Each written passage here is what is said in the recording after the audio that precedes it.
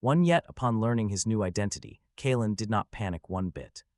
During that bloody succession war back in the capital, he never lost. A mere young master title meant nothing to him.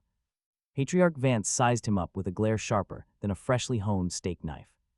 Then, speaking in a frigid tone, he turned his gaze to the butler. Get a professional etiquette and styling coach for Kalen immediately. Throw everything else out, do not keep his tragic little suitcase. Hearing this, the butler bowed and whispered a quick yes, master. Before the words even settled, his older sister, Seraphina, spoke up. She lazily opened her eyes, draped over a beanbag chair.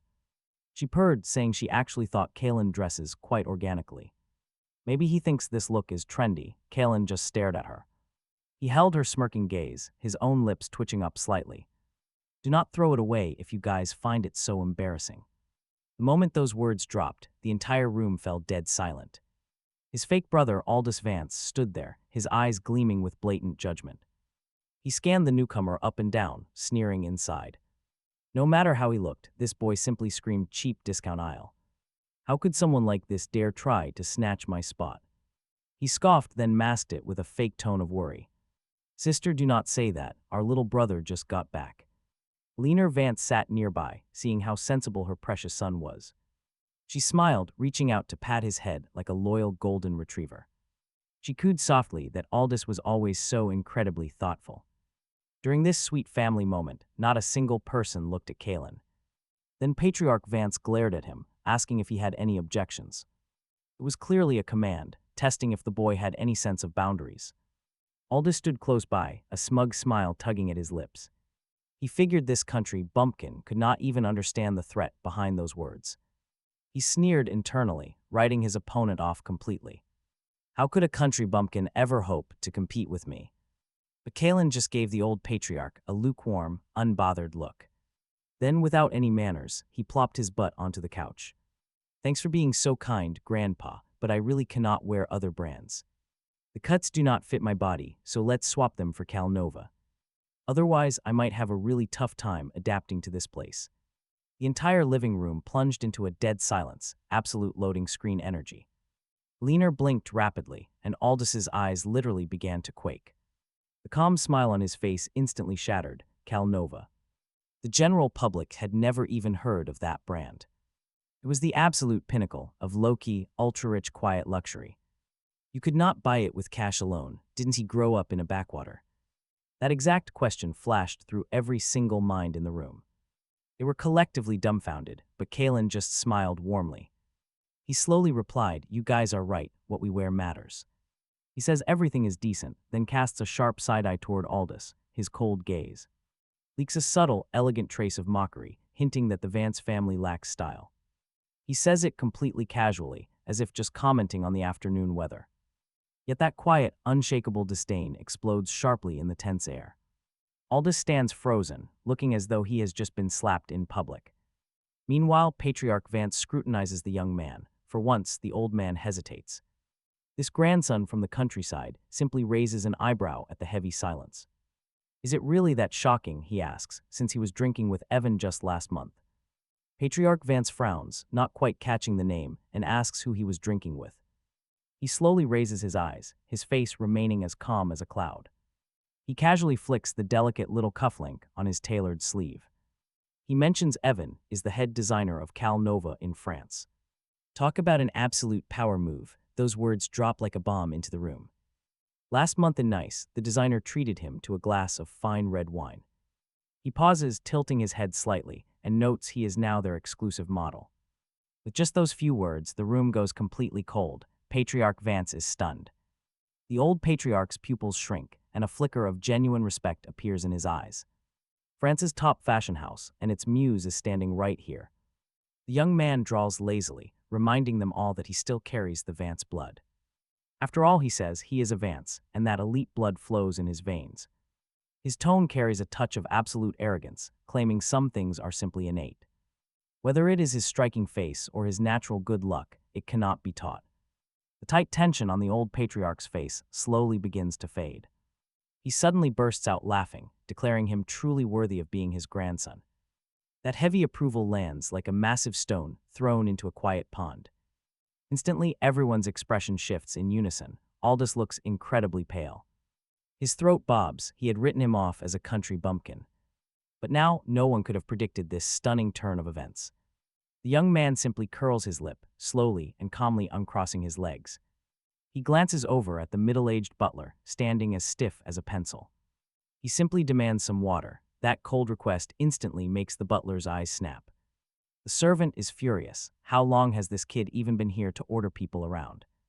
He thinks it is typical country behavior, overstepping his boundaries the moment he gets favor. The boy must think he is actually the master of this grand house now. But before the butler can even open his mouth, the old patriarch suddenly barks.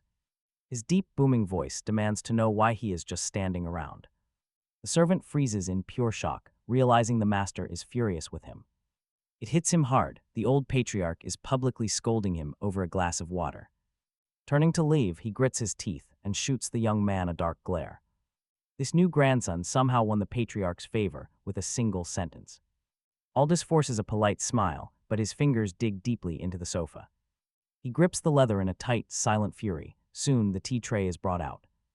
Fine bone china cups rest on a polished English silver tray as tea is served. A delicate aroma drifts from the pot, but one quick sniff reveals something is wrong. The young man's brows furrow in instant annoyance, sensing a cheap trap.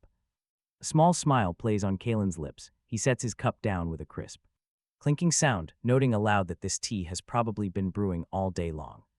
He can't taste a hint of freshness. He lifts his gaze to look up. Wearing a cold half-smile, surely the Vance family hasn't fallen so low that they can't even afford fresh tea. Hearing this, Patriarch Vance stiffens. He stares down at his cup, total silence. Many years ago, his late wife was the exact same way about her daily tea. If it wasn't perfectly fresh, she knew in a single sip. Others called her overly fussy, but he knew it was a pure refinement, bred directly into her very bones. It was a pride deeply rooted in her DNA. Now, this new grandson of his tastes the exact same problem in just one sip, a small trace of satisfaction flashes in the depths of Patriarch Vance's eyes. He is indeed a true member of the Vance family, picking his drinks apart with absolute, perfect clarity. That single observation changes everything. It signals complete and undeniable acceptance. He calmly picks up his heavy walking cane, recognizing Kalen's status. Order the tea changed since it's not fresh, leaving the butler utterly startled. Meanwhile, Aldous feels like he is sitting on a bed of nails. Talk about absolute tension. He desperately tries to keep a straight face, but Kalen has only been through the door for a few minutes and has already completely stolen the patriarch's attention. In the past, Grandpa valued Aldous above everyone, taking him along to every single family banquet. Aldous clenches his jaw. If things keep going like this, what on earth is he going to do? But Patriarch Vance doesn't notice his internal panic at all. He turns to look at Kalen again. Kalen curls his lips into a cool, refreshing smile, the smile in the old man's eyes deepens considerably, and his tone becomes gentler than ever. He says it is good that Kalen is back, telling him not to treat family like strangers. Hearing this, Kalen's eyes shine bright. He gives a light smile, thanking his grandpa. Patriarch Vance leans on his cane and stands up. His line of sight falls directly on the other two grandchildren standing aside. He sweeps a cold glare over them, telling them to look at their little brother. Over the years, have they achieved anything noteworthy? He demands if Aldous isn't exactly young anymore, or if he is just being raised as a decoration. The faces of Aldous and Serafina instantly drain of color. Aldous practically turns into a statue. He has never been scolded like this. The old man pauses for a second, letting out a cold snort. Kalen has more capability than both of them, leaving them with nowhere to hide. Their embarrassed faces, he swings his cane and leads the way to the back hall, leaving the living room in a tense, completely deflated silence. Leaner Vance immediately pulls Aldous over and calls Kalen's name in a sickly, sweet, affectionate voice, but she is deliberately positioning him as an absolute outsider, introducing Aldous as his older brother to make a point. She acts like she is reminding him that Aldous has a very good personality, saying they will be true brothers who must get close to each other. Aldous quickly chimes in, promising his mother he will take good care of his little brother. His tone is warm, but his eyes secretly hide a dark look. Leaner speaks with chilling coldness. Aldous, rest assured in Mom's heart, you are both my Precious sons, watching this pathetic act, he just chuckled softly. He calmly listened to the mother and son duo performing their little duet. He did not take this fake welcome parade seriously at all. His fingers tapped lightly against his teacup. His eyes remained calm, calm as a windless sea. Inside, Aldous was practically grinding his teeth to dust, though trying to look absolutely thrilled. He had been hand-raised by a leaner since childhood. Now some random brother pops out of nowhere, so what if they share blood? Don't even dream of competing with him, but as if. Hearing those exact thoughts, the young master suddenly looked up, staring right at him with strikingly clear black and white eyes. He said nothing. Instead, he raised his teacup in a silent, mocking toast, as if saluting a clown. Seeing this, Aldous felt his heart lurch violently. His chest felt completely choked up. He could not speak, not a word. In that split second, he felt like he had been completely seen. Through, deep down, the butler was also extremely unwilling to serve this sudden new master, but since the old man had ordered it, he did not dare disobey. Respectfully, he stretched out a hand and pointed ahead, announcing that this was the bedroom specially reserved for him by the madam. His tone seemed polite, but deep down it carried a thick, passive-aggressive chill. Right at that moment, Aldous leaned casually against the doorframe, a fake smirk plastered on his face. He called out, telling his little brother to take a shower first, mocking country bumpkins for lacking basic hygiene. Hearing this, he chuckled softly and slowly stepped forward. With just 2 quick strides, he was standing right before Aldous, towering at 6 feet 2 inches. He was lean and perfectly straight, half a head taller than his brother. His voice was low and steady, laced with a trace of cold mockery, saying his brother was definitely overthinking it. Before his smug words even fully faded, his hand was already up. It was terrifyingly fast, carrying absolute dominance and ridicule. And trust me, Aldous never saw this coming, instinctively trying to dodge, but that heavy hand swung straight down, landing a crisp, brutal slap that echoed. Aldous was blasted backward by the sheer impact, stumbling far away. Half of his face instantly swelled up red as his ears rang loudly. He looked down from his superior height as if he had swatted a pesky bug, telling him to wash his filthy mouth. First, his tone was flat, but his eyes were colder than winter ice, warning him to never say country bumpkin again, especially to him, a completely useless, uneducated rich brat. He is not even fit to compare to mountain kids who actually read books. After dropping that massive truth bomb, he did not even look back at him. The butler standing nearby was frozen in absolute shock.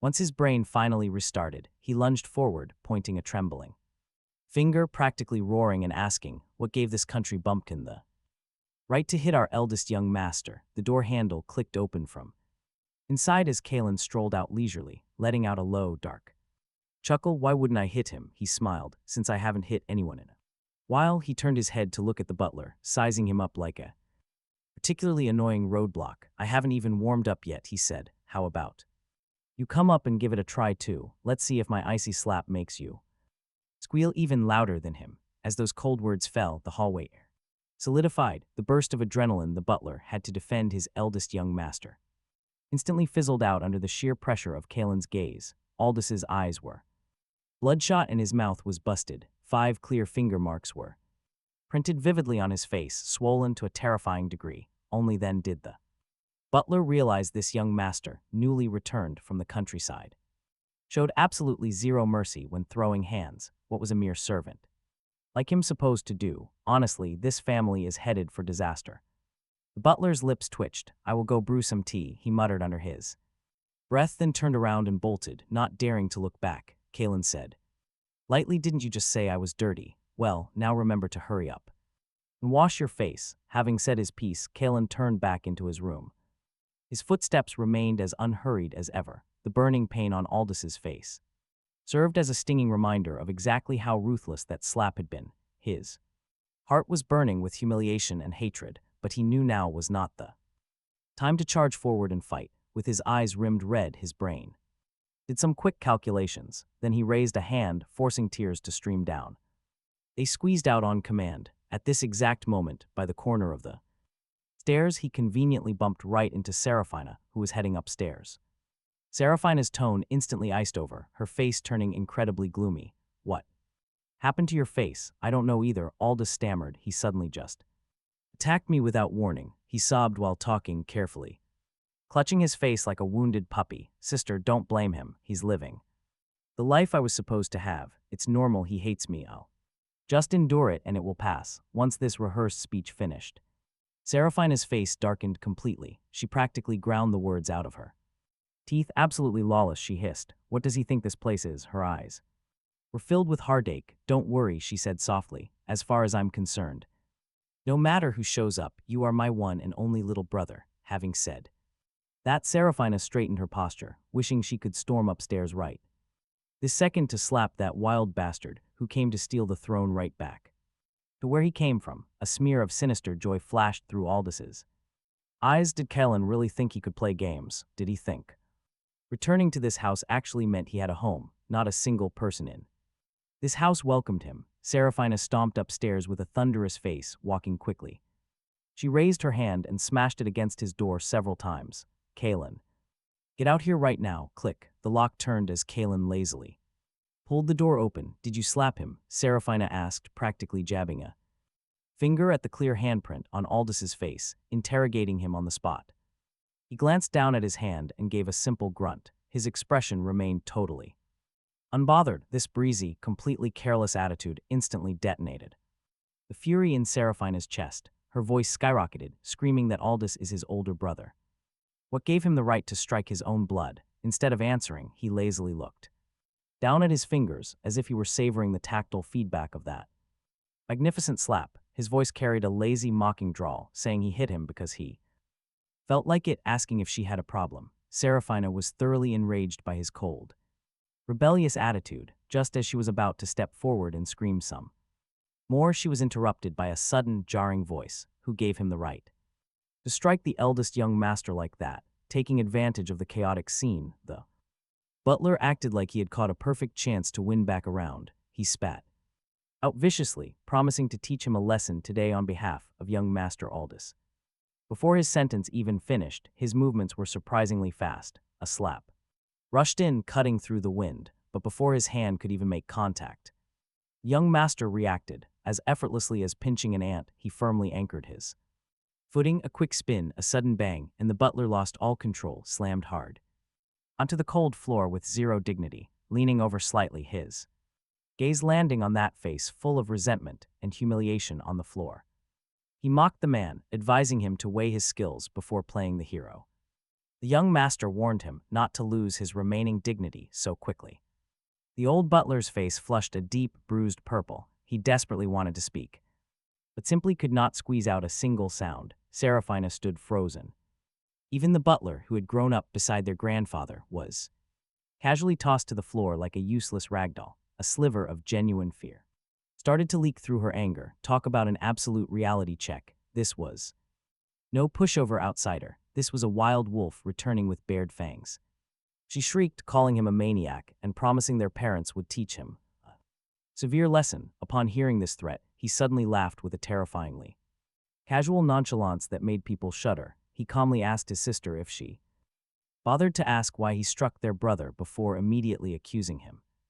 That sharp question splashed over her like a sudden bucket of freezing ice water. Her face alternated between green and white. She stubbornly roared that she did not care about his reasons, claiming that hitting people is just wrong. That was basic common sense. He let out a soft chuckle and looked back at the ashen-faced butler, still sitting on the floor, pointing out that the butler attacked him first. What he did was purely legitimate self-defense. He blinked innocently, stating that later, when they were in front of their mother, the butler had better apologize first, then pack up and get out, because as his sister just established, regardless of the reason, hitting people is just wrong. Those words stabbed right into the butler's chest like a poisonous needle. His face flushed red, then paled. He opened his mouth but could not utter a single syllable. His attack just now was indeed an impulsive blunder. If they were to argue logic, he was completely in the wrong. Seraphina, standing to the side, also felt completely suffocated by his clever comeback. Her fingers trembled with rage, calling him completely unreasonable. He smiled, replying that he was not unreasonable, but they simply loved playing the. He warns them that they always stack the deck, but now that he has taken it back, They better adapt, didn't they call him a complete maniac, if that is the case. They better keep their distance. Delivering that mic drop, Kalen turns back. Into the room, the door slams shut with a loud bang, isolating all the fury and pathetic mess left in the hallway, leaving them seething but utterly helpless. Serafina drags the red, swollen Aldous, stomping aggressively down the stairs, swearing to find Mom and Dad right now. There is no way they will let Kalen be this arrogant. Not long after, Aldous seems to have regained his liquid courage. Holding his head high, he knocks hard on Kalen's door, twice announcing that Mom and Dad are looking for him. Serafina also tilts her chin up, her eyes spelling victory, thinking he is finished, but look at him, his face remains completely flat as he smiles breezily. Father Vance sits at the head of the table, his face an iron gray. Mother Vance sits beside him, her face suspiciously calm. She has already heard the entire sob story. Father Vance calls out Kalen's name, his voice vibrating with suppressed wrath. He demands to know why Kalen slapped his brother and even flipped the butler onto the floor. It seems he really has zero respect for the rules. With such an uneducated temper, how will he ever fit into society? Kalen looks at his parents sitting on the sofa. Slowly raising his eyes, he does not rush to reply, only curling his lips. His voice is so calm it borders on caustic, asking if the two of them are elementary schoolers, tattling the moment they lose a fight. Saying this, he gives a light laugh, his eyes as cold as a blizzard. To him, it is the parents who failed to teach them properly. This statement instantly nails Father Vance right in the chest. His face flushes crimson, unable to formulate a single sentence in response. Mother Vance, sitting beside him, frowns slightly, finally unable to hold back, asking Kalen if it is true that he dislikes Aldous for taking the place in the family that belonged to him. Hearing this, Kalen laughs as if hearing a hilarious joke. Disliking him is putting it a bit mildly, is it not? He admits he hit him simply because he has a highly punchable face. After all, a fake son calling an actual Vance family member dirty, unbathed bumpkin warrants a beating. He tells them they can protect their precious fake son and question him, but they should not pretend he is innocent. If Kalen comes back to this house only to swallow insults on day one, how is he supposed to survive here in the future? As his words fall, the room instantly goes silent. Mother Vance looks at him. For the first time, a sliver of hesitation cracks her cold facade. Is this child they brought back actually speaking the truth? Meanwhile, Aldous, secretly peeking from behind the sofa, feels a sudden jolt of panic. This Kalen is not just crazy, he is terrifyingly lucid. Father Vance demands to know how Aldous could say that when he is always so obedient. His eyes clearly accuse Kalen of trying to start drama. Kalen only gives a careless chuckle, stating that if they do not believe him, he does not care. This sentence seems casual, but it acts like a needle in this tense room. Then, a walking cane taps. Heavy thumping echoed from down the hall. Patriarch Vance walked slowly out from the end of the corridor, his razor-sharp gaze immediately sweeping over everyone in the room. He asked what the yelling was about, warning them not to ruin the family dynamic further, or they could pack their bags and leave. The moment those words left his lips, Father Vance quickly bowed his head, stammering that he did not mean it like that. He claimed he was just trying to help, but Patriarch Vance simply waved a hand to silence him completely. His cane thumped the floor, his calm voice hiding deep, unquestionable authority that demanded absolute obedience. Tell me what happened, he commanded. Father Vance quickly explained that Kalen started causing trouble the second he arrived, even going so far as to slap his brother. He had even thrown their loyal butler of 10 years straight to the ground, showing absolutely no respect for the family. He suggested sending the boy to reform school for a few months to teach him some basic manners and prevent him from turning their lives into a complete nightmare. Patriarch Vance listened quietly, keeping silent as he sat down, his piercing gaze slowly shifting toward Kalen. Did you strike them? The old man asked. Kalen raised his eyes. A flat, calm yes. The patriarch nodded, his expression completely unreadable. He asked why he did it. Kalen looked back, his voice incredibly steady and relaxed as he explained that Aldous called him a dirty country bumpkin. He felt that if such insults spread, it would make their entire family look like a laughingstock, so he simply offered a bit of physical discipline to teach him what kind of absolute garbage should stay inside his mouth. The moment those words left Kalen's lips, Mother Vance's face went completely pale. The patriarch's cane lightly Tapped the floor, Aldous paled instantly, his eyes stretching incredibly wide in pure terror. He shrieked in a panic, claiming Kalen was lying and he never said those things, claiming he only told him to bathe. Kalen paid no attention to his frantic, desperate lying, having fully expected him to deny it. His cold eyes swept. But get this, Kalen had the ultimate trap ready, pressing play on his phone. The audio played loud and clear, carrying Aldous's arrogant, mocking voice through the room. Hearing this, Aldous completely lost his mind in sheer panic. He staggered backward, completely shocked that Kalen had actually gone ahead and recorded their entire conversation, let alone play the audio out loud right in front of the family patriarch. He stammered in shock, asking if he was recorded. His face turned bright red before draining of all color. Kalen let out a light laugh, asking if he was finally admitting to his insults. His tone remained entirely casual, as if they were discussing some boring, everyday gossip. He then turned to the patriarch, presenting the evidence clearly for a decision.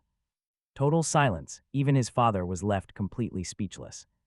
Patriarch Vance's eyes darkened as his stern gaze locked onto a trembling Aldous, who looked ready to burst into tears. His cold voice held no anger, but carried an icy chill, asking Aldous if he had anything left to say in his defense. The boy desperately cried out that he did not do it on purpose, but the patriarch did not want to hear another single excuse. He simply raised his hand, ordering him in a low voice to go back to his room and never come back down without explicit permission.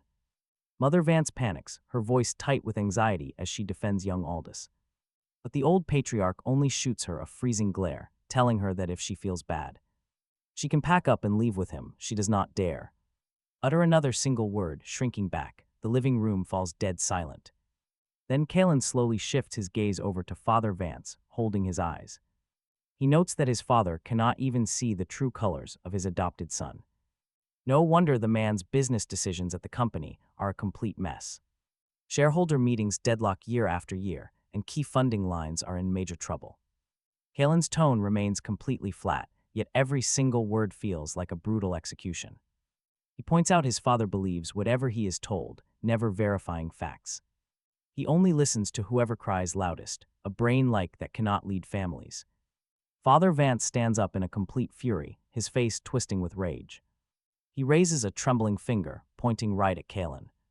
He screams out, asking Kalen who he thinks he is to lecture his own father. The angrier he gets, the louder he yells, begging the patriarch to look at Kalen. He asks if the boy has any respect, claiming he needs severe discipline. To have the proud head of the family publicly schooled by a child, and get absolutely zero support from his own father in front of everyone, brutal. His dignity and pride are completely shattered right here on the spot. But the patriarch merely barks out a single word: enough.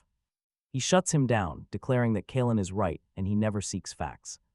Instead, he just opens his mouth to blame his son, showing zero capability. He believes every rumor like it is gospel, lacking any basic logic. The old patriarch asks how he expects anyone to respect him with this attitude. The Vance group was not handed to him just to throw emotional tantrums. He warns that if he still wants to run the company, he better get back to his office and sort out the merger case on his desk. If he screws this up, he can forget the business and never return home. Father Vance is scolded so harshly that his entire face turns sickly gray. In the end, he can only mutter a quiet agreement while Kalen stands nearby, casually letting a tiny, satisfied smirk slip onto his face. The grandfather's voice is quiet, but it carries a massive, undeniable weight. He protects an adopted son all day long while stepping all over his own biological flesh and blood. The patriarch even suggests getting a doctor to check his head before he ruins major company projects. Maybe those massive deals should be handed to someone far more competent. Father Vance freezes. He looks like he just swallowed a live fly. He has no choice but to swallow his fury and endure the humiliation. Seeing the entire room freeze over, Mother Vance quickly steps in to help. She gently tugs on her husband's sleeve, forcing a polite smile. She begs the patriarch not to be so hard on him, claiming he is under heavy pressure with endless back-to-back business meetings lately. She pauses, quickly trying to spin a believable excuse to save face. The young lady of the wealthy Sterling family has a birthday party coming up. He was just worried Kalen might break rules and cause a scene. He had some trouble at the event, which is why he spoke a bit harshly, but as soon as Mother Vance finished speaking, she discreetly shot a meaningful glance over at Serafina. Serafina instantly caught the drift and quickly stepped forward to agree, saying yes. Grandpa Miss Sterling's birthday banquet is in just a few days, and with her little brother's temper, if he cannot control himself, their Vance family will become a laughingstock to everyone else, adding that she was only worrying about him. She spoke with such righteous conviction, even going so far as to pat Callan on the shoulder, showing deep sibling affection on the surface, but her tone was like scolding a clueless child. Sensing an opportunity, Aldous immediately jumped in to add fuel to the fire, agreeing with her completely. He complained that Callan was too impulsive, claiming he only made a casual joke before getting hit. His face was still swollen, he lied, while pitifully holding his hand over his slapped cheek and sneaking peeks at the old patriarch's expression from the corner of his eye, warning that if this happened at the Sterling family's banquet and Callan acted impulsively, accidentally offending some VIP, then the consequences would be unimaginable, so they should just leave his little brother behind this time to let him reflect on his actions at home, saving them from getting dragged down if he caused a disaster. He spoke with utmost sincerity, as if he were truly thinking of the family's best interests. Callan listened to this flawless tag team performance and threw mocking half-smile their way, questioning if they were really worried about a disaster.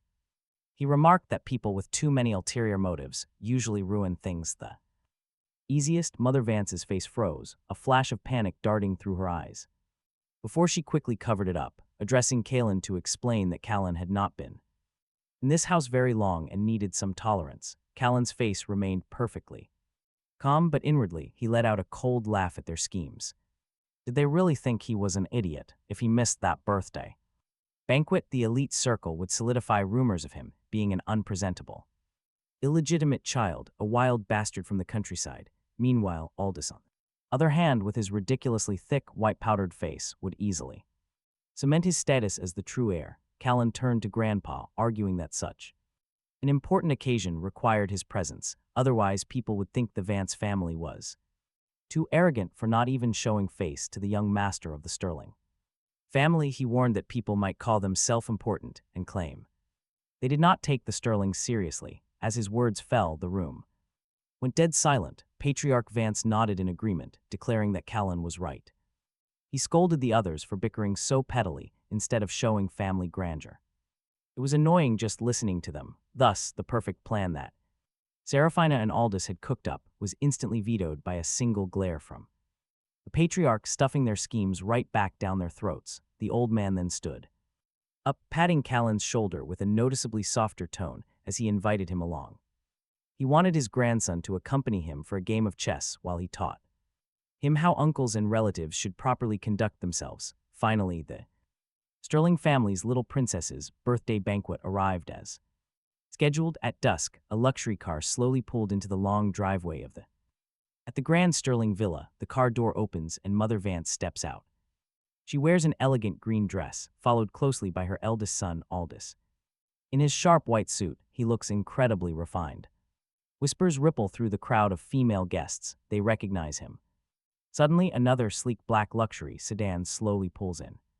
The door clicks open, and Caden steps out in a simple white shirt.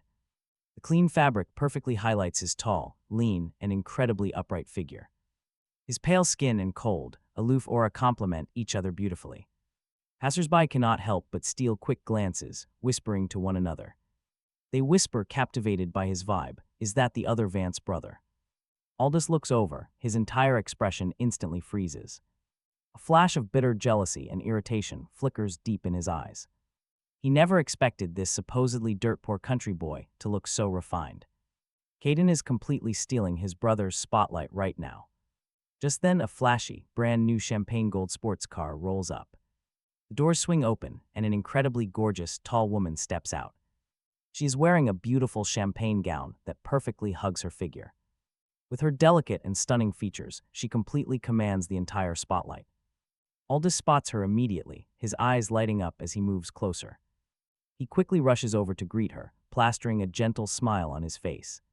He calls out her name, Valeria, but she stops and completely ignores him. Her gaze bypasses him entirely, locking right onto Caden standing nearby. A sudden spark, interest flashes deep in her eyes. She asks if Caden is his little brother, and Aldous nods, following her look. Aldous confirms it is Caden, prompting Caden to look up and meet her gaze. His look is cold, filled with quiet, calculating scrutiny. He stays silent, sneering internally, so this is the story's main female lead. This is the very woman who ruined the original host's entire life. Before he can speak, Mother Vance steps in with a smile. She warmly introduces Valeria, explaining that she is his brother's girlfriend. Caden shrugs, he doesn't even try to fake a smile. His voice is light, but it carries clearly across the lawn. He casually notes what a highly unique pairing they are. The comment has no real context, yet it feels incredibly sharp. It cuts like a knife. Aldous stands frozen, completely stunned. Valeria Thorne, however, raised her eyebrow. Her gaze deepens. Aldous glares at her, hating how she keeps staring at Caden. Ever since stepping out of the car, her eyes have been glued to him. A wave of pure jealousy hits his chest. He frowns. He reaches out and tugs at her arm, unable to hide his annoyance. He tightly reminds her that Caden is his little brother. Hearing this, Valeria finally looks away, her lips curling up with amusement. With a sly smile, she asks if this is the brother who slapped him. Her tone is dripping with mockery. Talk about an absolute power move. She casts a sharp, meaningful look directly at him.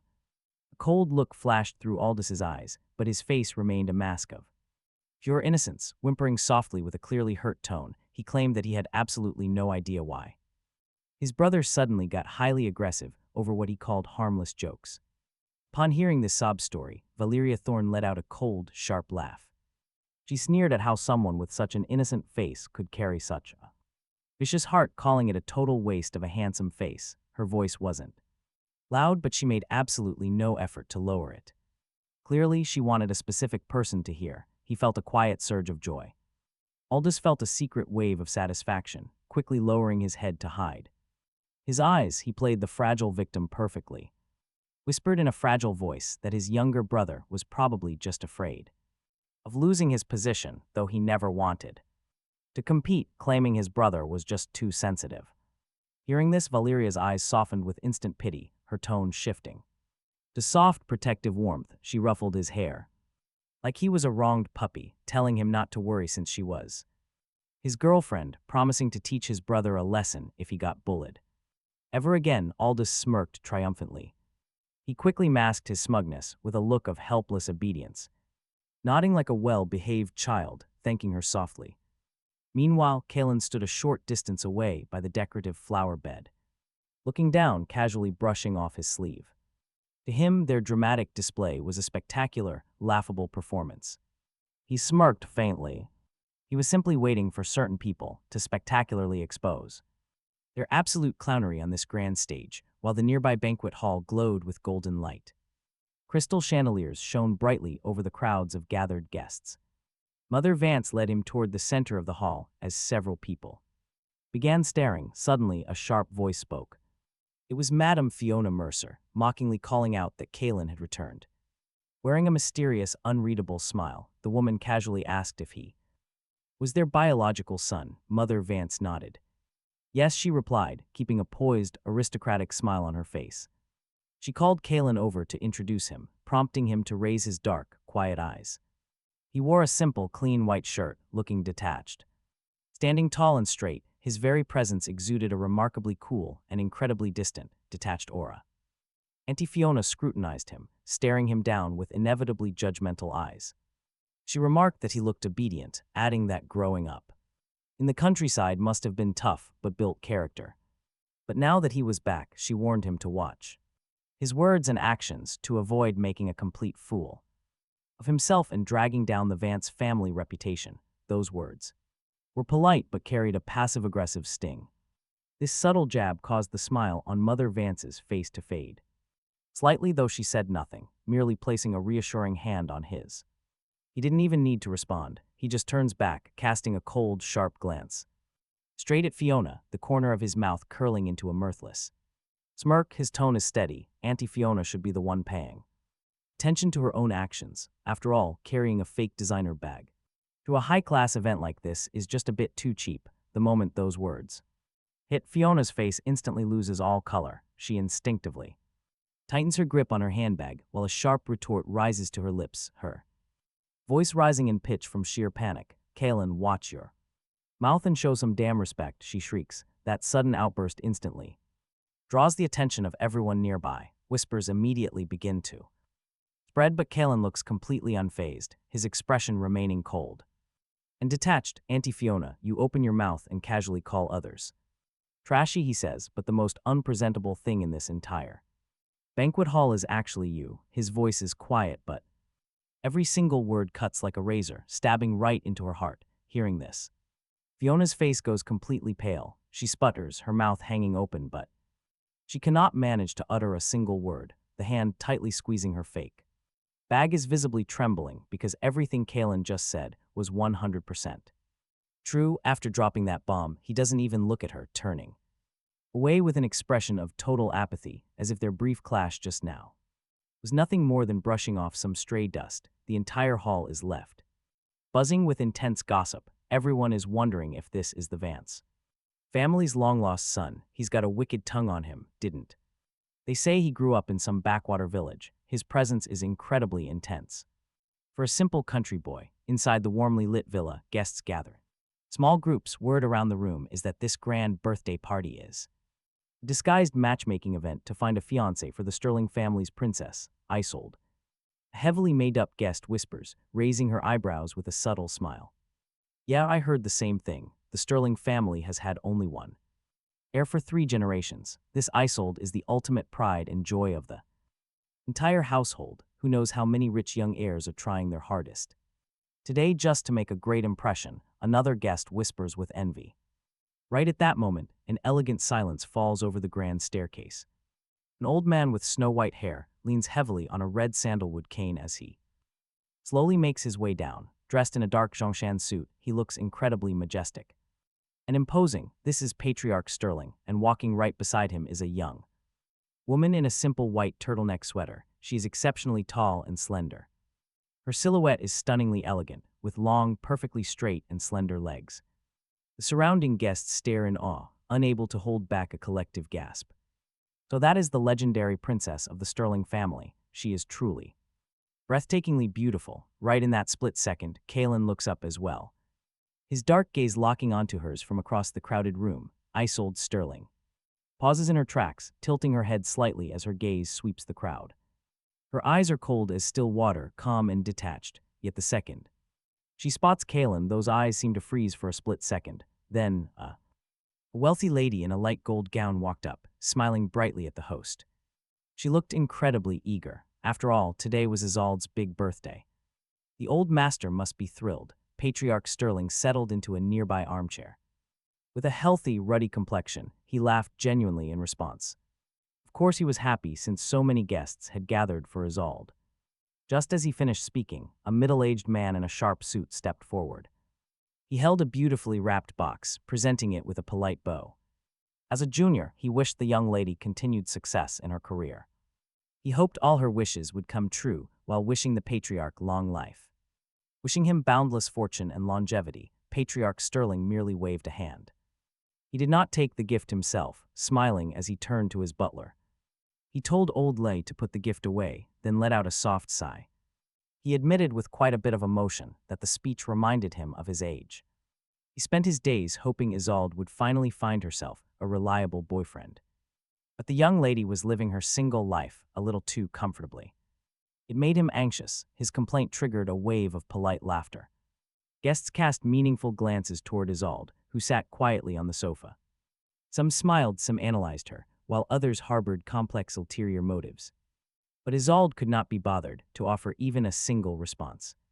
Tilting her head slightly, her long eyelashes drooped in utter disinterest. Her expression remained completely flat, as if none of this concerned her at all. Kaylin stood on the sidelines watching everything, a faint smirk played on his lips. He wondered what kind of normal woman reaches her age without ever dating. Perhaps it was not that she simply could not find a suitable man to love. Maybe she fundamentally just did not like men at all. Her lazy, rebellious attitude suggested she did not care about any man. Kaylin privately joked that the old patriarch had it all wrong. His precious granddaughter probably had a girlfriend hidden away somewhere instead. Just as Kalen happily roasted her in his head, a voice rang out.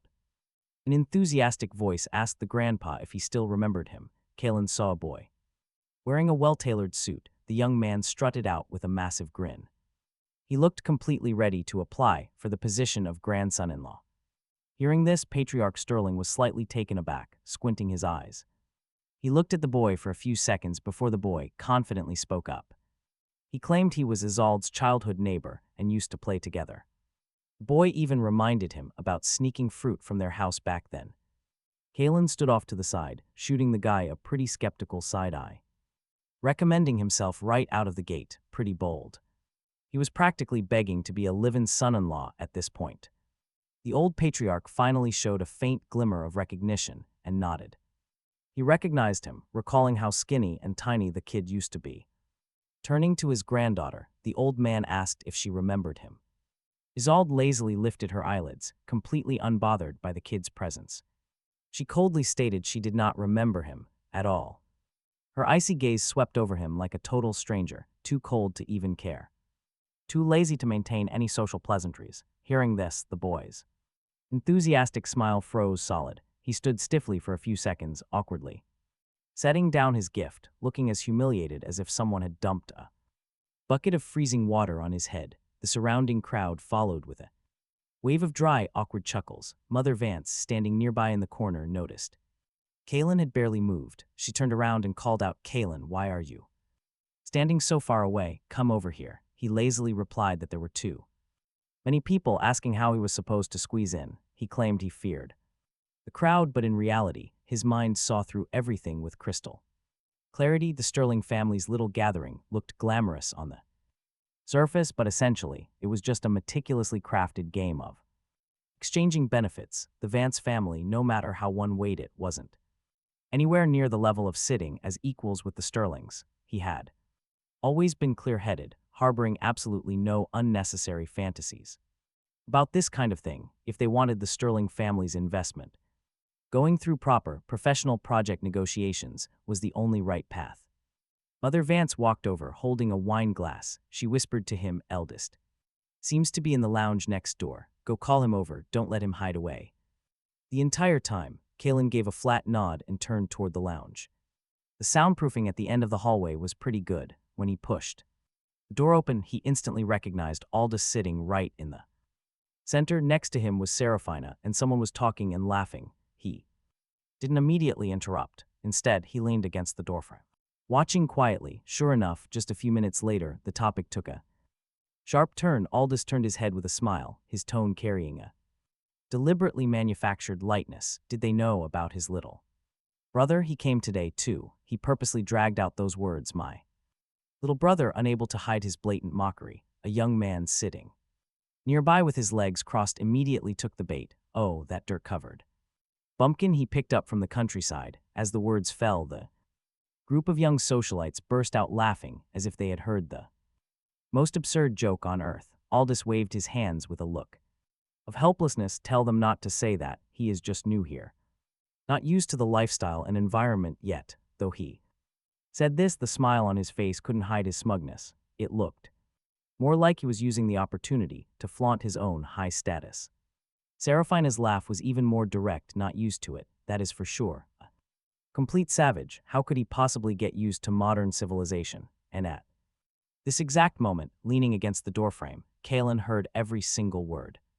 With perfect clarity, a smile slowly curled up the corners of his mouth. He stepped forward and walked in, his movements neither rushed nor slow. His gaze swept over the entire circle, finally landing squarely on Aldous. His tone was flat. "Mom told me to come find you." All the laughter screeched to a halt instantly. The air in the room plunged into a dead silence. Multiple pairs of eyes swiveled in unison, landing on him. When Aldous saw him walk in, Aldous immediately slapped on a mask of pure surprise, his tone carrying a hint of older brotherly concern as he welcomed his little brother. His tone was so soft, as if the person who just called Kalen a savage and a bumpkin was someone else entirely. Aldous begged him not to mind them, adopting a highly considerate attitude, claiming everyone was only joking around and that they did not mean any harm. Kalen slowly looked up and flatly asked if that was really the case. The air instantly felt flash frozen as Aldous' fake smile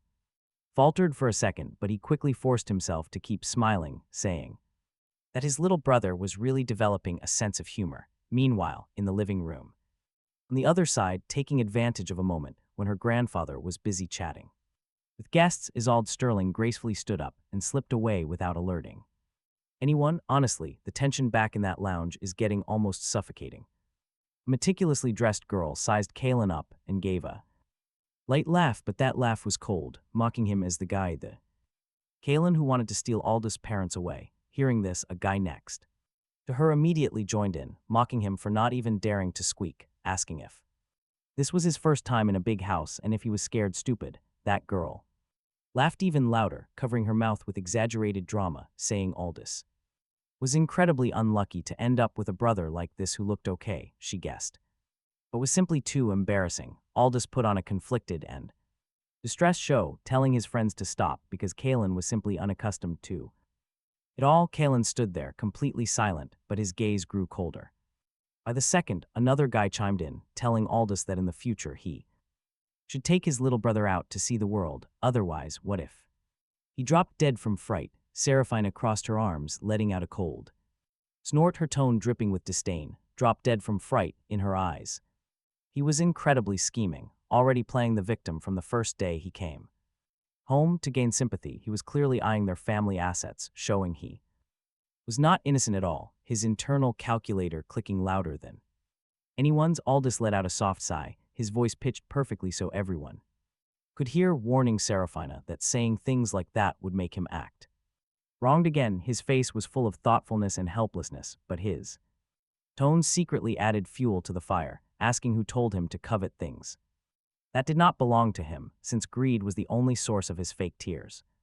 Kalen, however, slowly lifted his eyes with a deep, calm gaze and a smile playing on his lips, muttering that they were really something. This posture of standing on the moral high ground to condemn others was more comical than he ever imagined. He walked unhurriedly toward the coffee table, picking up a piece of pastry, took a slow bite, and turned around. Then, with agonizing slowness, he walked right up to the guy who mocked him. His steps were incredibly steady, like walking on a silent tightrope, carrying a careless but overwhelming pressure. At first, that guy kept his back straight, a mocking smile hooked on his lips, waiting to watch a good joke. But when Kalen's line of sight fell on him, ice cold and carrying a trace of deadly amusement, his heart suddenly lurched. He instinctively took a step back, bumping into a chair. His body swayed, barely managing to stay upright. Kalen slowly reached out his hand, his fingertips pinching the man's chin, his gaze contemptuous yet frighteningly calm, as if he was contemplating where to strike first to make him cry the loudest. This face is too basic. Even if smashed, no one would feel sorry. As those words dropped, the color drained from the guy's face bit by bit. The older brother suddenly leaned in a bit closer, raising a hand to gently pat his cheek as if comforting him but also humiliating him, sneering, "How dare you come out and play with such a tiny pair of guts? You really are a paper tiger, crushable with a single pinch. You better not try anything crazy." The guy panicked, wanting to retreat, but Kalen had already grabbed him tightly by the tie, yanking hard on his neck. His center of gravity was lost instantly. He was dragged and yanked backward forcefully. He slammed heavily onto the floor, letting out a muffled thud, grimacing in pain. Before he could even process what had happened, Kalen delivered a clean, brutal sidekick straight down, kicking him so hard he almost rolled over twice. His face was completely distorted, his nose visibly crooked, right as his miserable scream started to sound. Kalen had already stepped heavily onto his hand, his leather shoe grinding mercilessly against his fingers. His face was as pale as a sheet of paper. His fingers began to tremble violently, but Kalen just leaned over, his voice incredibly soft, so clear it felt like it was glued to his eardrum, carrying a kind of almost cruel gentleness. "Brother, you are so lucky. Everyone I've beaten up before always gave me a 5-star review." When Kalen finished speaking, the entire lounge was so quiet they could hear a pin drop. Those people who were just mocking him with reckless abandon were now as silent as winter cicadas. For the very first time, genuine fear seeped into their eyes. "He's actually beating him up." Aldous covered his face, his voice Trembling with suppressed rage and terror, Kalen, are you insane? There are so many people here. Hearing this, Kalen slowly turned his head back, his gaze frigid, the corner of his mouth hooked into a sarcastic smile. Oh, so you do know there are a lot of people here. Then why were you laughing so happily just now? Were you afraid no one would hear you? That single sentence choked Aldous so hard his face turned a mix of blue and white. The good brother persona he had painstakingly crafted began to crack. The guy who had been kicked to the floor by Kalen was still clutching his face. All the arrogance had completely vanished from his eyes, replaced entirely by obvious terror. He finally understood. Kalen wasn't some soft persimmon they could squish at will. He was a barbed wire fence, the kind that smiled while delivering absolutely ruthless blows. His gaze swept over them, his tone as calm as if he were discussing the weather. Teaching you a lesson today is just the appetizer. If you still want to continue offending me, rest assured I have plenty of ways to torture you until you beg for mercy. One single sentence nailed into the floorboards like a steel spike, crisp and decisive, making everyone's hearts shiver with cold. And right at this moment, by the reflective glass near the lounge entrance, a silhouette stood quietly. Isolde leaned against the doorframe with her arms crossed, watching Caden intensely. An enigmatic smile curled on her lips, finding him quite attractive. Inside the quiet restroom, Caden stood directly in front of the mirror. His eyes were lowered. Methodically, he began washing his hands again. He scrubbed intensely, as if trying to wash away some invisible filth. His fingers were long and slender, but his movements showed obsessive dedication. He washed over and over with soap, not missing a single crevice. Just as he began rinsing his hands one final time, a wrist appeared. A slender, pale wrist suddenly entered the edge of his vision. Her hand looked unreal, elegant joints and white skin gleaming under the water. The skin gleamed like white jade under the warm running water. Caden slowly looked up to see the woman standing right beside him. Her perfect profile revealed her identity. It was none other than Isolde. He recognized her. His eyes narrowed as he spoke flatly. Excuse me. Instead of moving, Isolde gently pulled a disinfectant spray from her pocket. She blocked his path. Her tone was completely calm and casual. It felt like she had already seen through his little secret. Hearing this, Caden stopped. A flicker of surprise showed in his eyes. How did she know? Subconsciously, he reached out his hand. Isolde leaned in slightly, pressing the spray nozzle lightly directly into his open palm. A refreshing mint scent filled the air, and he quietly thanked her. Isolde put the spray away, softly asking why he had hit those guys. Her tone was light as a breeze. Wasn't that his reward? His lips twitched, but before he could reply, Isolde stepped even closer. She stepped closer, relaxed, confident, and calling him a handsome little brother. She chuckled softly, letting a bit of playful flirtation slip into her words. Claiming she only spoke the truth, he chuckled, locking eyes with her. He observed her stunning features, her long lashes and delicate white nose. She was gorgeous, but beautiful women are always the most dangerous. He suppressed his racing heart. Are you this lenient with everyone? Isolde only smiled carelessly at his question, exuding a relaxed charm. She smiled, turning to leave, but then she looked back over her shoulder. She only favored interesting people, just like that. Aldous and Seraphina hunted down Mother Vance. Aldous aggressively spoke up first. His voice was low. I tried my best, but his temper is explosive. I couldn't stop him. Mother Vance opened her eyes instantly. Her brows furrowed tightly on the lounge chair. What did he do? Aldous immediately cried out that Caden attacked him and the other heirs. He hit the young masters of the Thorne and Mercer families. They are extremely powerful. We shouldn't mess with them at all. If their parents come for revenge, our family is in deep trouble. Hearing this, Mother Vance's face tightened. Seraphina quickly added more fuel. She claimed she witnessed everything. He didn't hold back at all. Both of their faces are swollen. Young Master Thorne almost cried. It's completely true. Aldous echoed her, warning of the incoming danger. If she did not believe it, she could ask anyone who was there, one by one. They would tell her how ruthless Caden was. This was purely for the family's sake. Mother Vance fell silent for a few seconds as her heart began to waver. Just then, the grand entrance doors were pushed open with a loud bang. Caden strolled inside, looking completely relaxed and lazy as he usually did still. Wiping his freshly washed fingertips with a tissue the moment he entered. His eyes met Mother Vance's sitting in the center. Caden, Mother Vance stood up abruptly, her tone suddenly freezing. Did you hit your brother? He stopped wiping, not even lifting an eyelid as if he had been asked the most irrelevant question in the world. He gave a casual hum and said flatly, yeah, so what? His lazy, couldn't-care-less attitude made Mother Vance's brow twitch violently. Seeing this, Aldous and Seraphina's confidence soared. Mom, look at him. He doesn't even think he did anything wrong. Aldous spoke coldly, unable to hide the smugness curling at the corners of his mouth. We just said a few words and he tried to beat us up. How are we supposed to live with him? Meanwhile, young Master Thorne, who had just been taught a lesson by him, was eager to watch the show.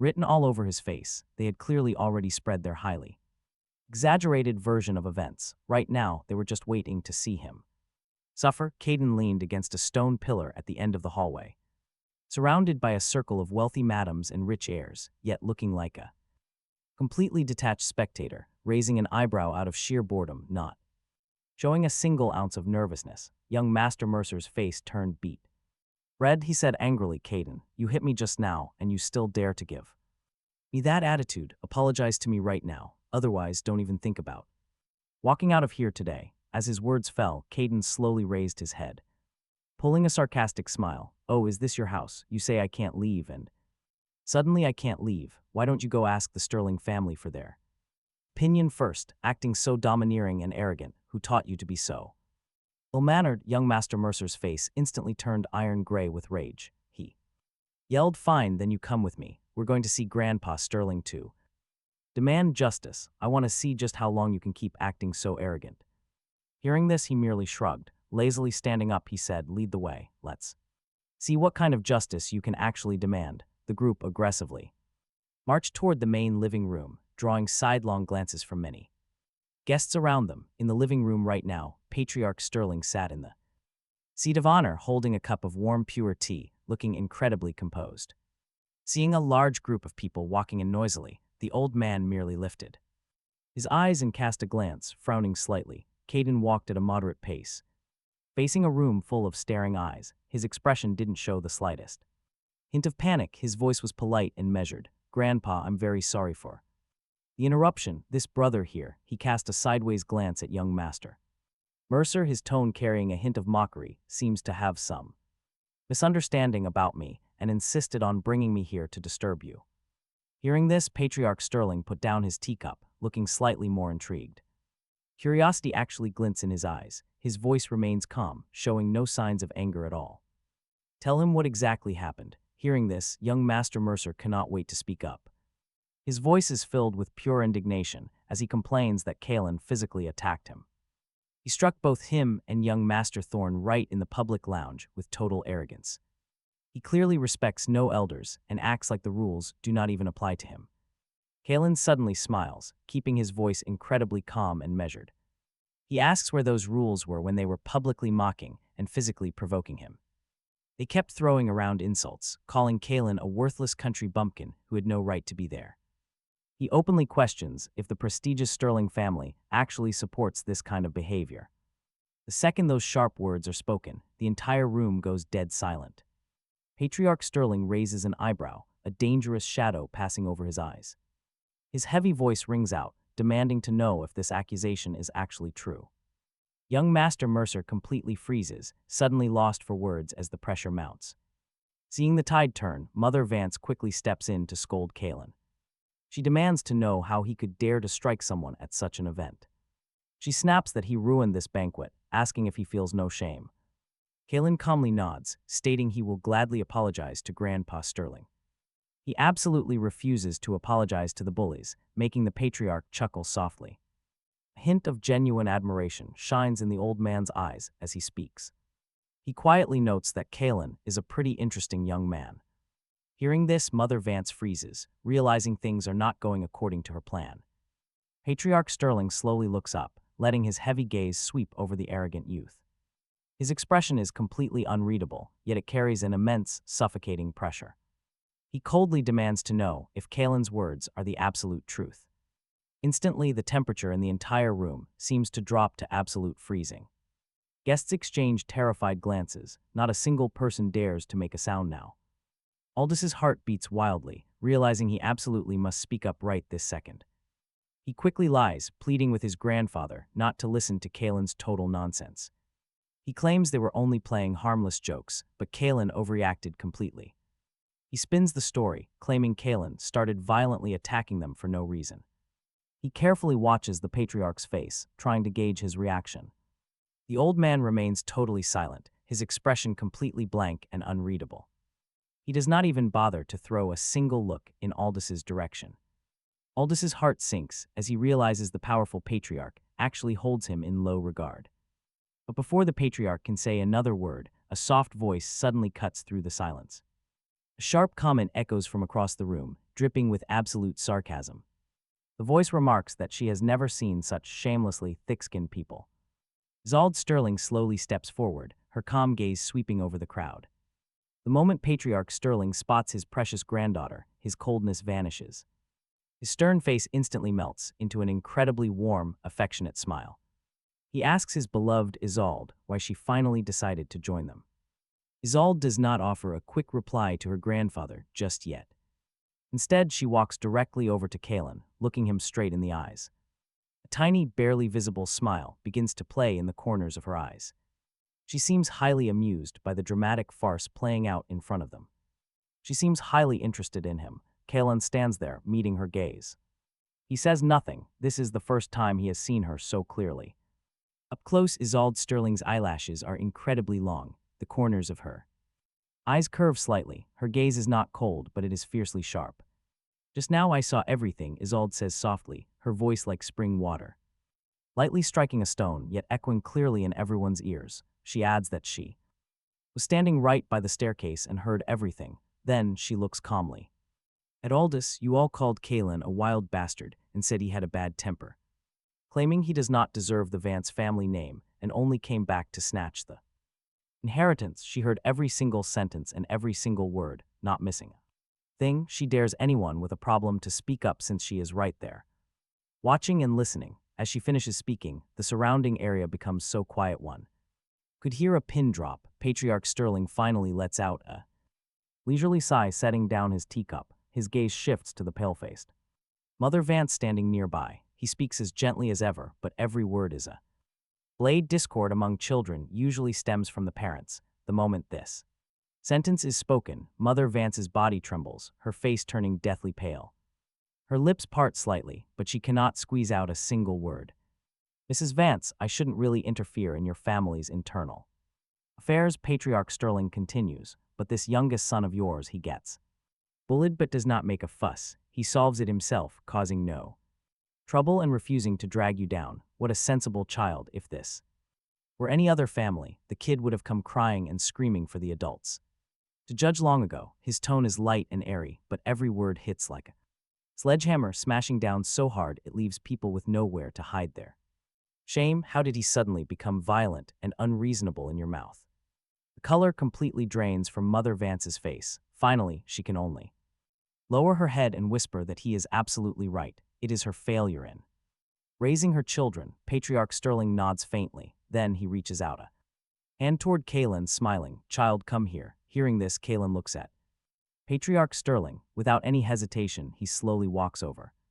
Patriarch Sterling sizes Kalen up, a bit more admiration appearing in his eyes. Not bad, I like your type the most. An eye for an eye, a tooth for a tooth. The kind of personality that doesn't let anyone walk all over them. You're a promising one. He says this, then sharply pivots the topic. Unlike some children who only know how to run crying to the adults when they stir up trouble and even try to play the victim, it really drops my jaw. I didn't expect that I had actually invited guests like this. As soon as these words come out, two figures in the living room jolt violently. Young Master Mercer panics and takes a step forward, his voice so small it is almost inaudible. Grandpa, we were just a bit impulsive earlier. We spoke a bit too harshly. We are so sorry. Young Master Thorne also hurriedly echoes, his face alternating between green and white. I'm sorry, we were wrong. Patriarch Sterling looks at the two of them and lets out a light hiss. Earlier, you agreed to let this child make you apologize, so now are you done apologizing? Remember this lesson. He knew better than to think too highly of himself. The farce had finally ended. The crowd dispersed, and the noise faded back into a peaceful quiet. Only the wind echoed between the corridor pillars, leaving a heavy, throbbing silence. He stood alone at the far end of the second-floor corridor, leaning against the carved balcony railing, tilting his head back slightly, letting the cool wind brush his temples, his expression completely calm. A faint, unreadable smile still lingered on his lips, laughing off the chaos. Isolde Sterling quietly slipped away from the main hall, walking alone toward the end of the upstairs corridor. Turning the corner, she spotted his familiar silhouette. She paused, moonlight beautifully highlighted his sharp, distinct side profile. In that moment, a completely unexpected thought popped into Isolde's mind. He was honestly way too cute, so she slowly walked over, calling out softly, "Kaylin." He turned his head, sweeping a cool glance over her. He did not speak. Isolde stood in front of him, staring up at him for a few seconds before suddenly smiling, asking what he would have done without her. He paused for a brief second, raising an eyebrow with a mysterious, playful smirk. He replied that if she had not shown up, he naturally would have found another way to handle it. The corners of his mouth curled up slightly as if he were deliberately teasing her. He blinked, suggesting he would have just bitten back and framed them, claiming they ganged up to beat a poor, fragile, pitiful little victim. He would have played the part perfectly, acting helpless against their bold accusations. Then he paused, acting as if a sudden thought just crossed his mind. He noted that Miss Sterling's private lounge lacked any security cameras. Suggesting she install one, Isolde went quiet, then burst out laughing. She asked who on earth immediately checks for cameras upon entering a room. Kaylin dropped his smile, looking at her with a low, deep voice, carrying a sharp edge that warned her he was someone not to be crossed. His words carried a strange, captivating hook as they spilled effortlessly from his lips. Making her heart skip a beat, Isolde turned slightly, stepping a bit closer. Toward him, her skin was so pale it looked almost translucent, standing this close, her naturally cool aura suddenly carried a strange, bewitching warmth. He froze, his gaze instantly locking onto her eyes, as if completely glued. There, unable to look away, in that fleeting second, a very inappropriate thought crossed his mind. He wondered what it would feel like to kiss her. But before he could even understand where that sudden thought had come from, Isolde suddenly raised her hand, her cool fingertips gently lifting his chin. The gesture was incredibly light, yet it carried an unmistakable sense of dominance. Her knuckles softly brushed the corner of his lips, and that light friction sent a sudden jolt straight to his heart. A tingling warmth spread down his jaw straight to his neck. Time seemed to freeze, his pupils shrinking slightly. But he did not pull away. Isolde, acting completely normal, calmly withdrew her hand, casually warning Kaylin not to get into any more fights like that. She paused, sounding a bit strict but with a clear undertone of worry. She said his face got dirty. Meanwhile, inside the Vance estate, back at the family villa, Serafina storms through the doors in absolute fury. She charges into the living room, with Aldous trailing closely behind her. Both of them are boiling with rage. "Grandpa," she shrieks, pointing at the nasty bruise on her cheek, her voice rising with fury. "That Kaylin guy never holds back no matter where he goes. Today at the Sterling family's place, not only did he hit me and Aldous, he even thrashed our friends we brought along. He has zero boundaries." Patriarch Vance is sitting quietly in his rattan chair, calmly sipping his tea while listening to them complain. He slowly looks up at them with a dry, cold, mocking laugh. "He hit you, did he? Then both of you absolutely deserved it."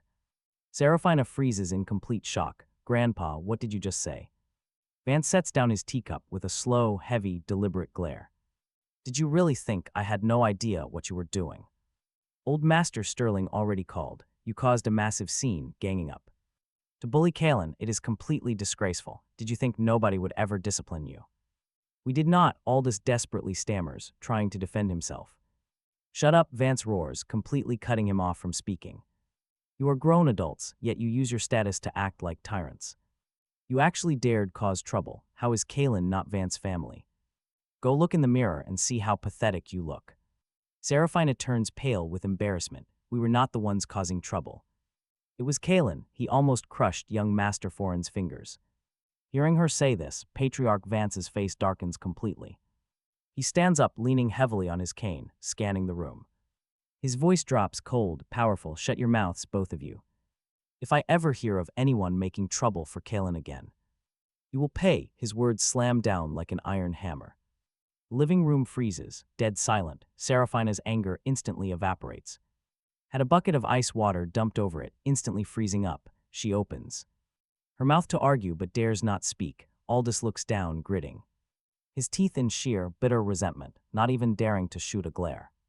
His way, even father and Mother Vance remain completely silent at this moment, barely daring to breathe. Meanwhile, the outcast they all ganged up on just stands off to the side, a small, knowing smirk playing on his lips. He does not say a word, but his smile says it all. This is exactly how things were always meant to be.